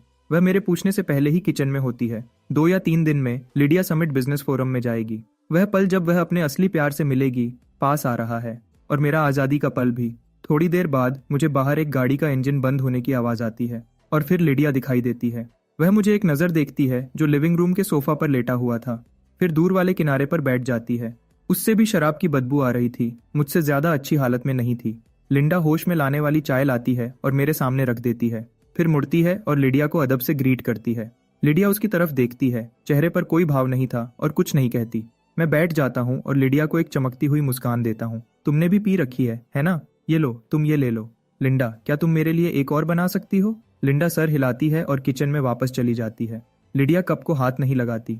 मुझे इसकी जरूरत नहीं है। मुझे अंदर ही अंदर थोड़ी खुशी महसूस होती है। ये चाय उसकी होने वाली सास ने बनाई थी। जल्दी ही एक दिन वह जेन के पीछे भागेगी और उसे नजरअंदाज किया जाएगा और उसे इस सब में भी मुस्कुराते रहना पड़ेगा। लिंडा एक दूसरा कप लेकर वापस आती है। मैं लिडिया से आराम से बात करता हूँ। लिंडा पहले ही सो रही थी जब मैंने उसे यह बनाने के लिए जगाया। अगर तुम एक घूंट भी नहीं पियोगी तो यह उसके साथ ठीक नहीं होगा। लिंडा जल्दी से बोल पड़ती है। कोई तकलीफ नहीं हुई, ये मेरा काम है। मैं नरम आवाज में बोलता हूँ, लेकिन हर शब्द लिडिया पर ताना था। उसमें तमीज नहीं है और उसका गुस्सा बहुत खराब है। लिंडा, प्लीज इसे दिल पर मत लेना।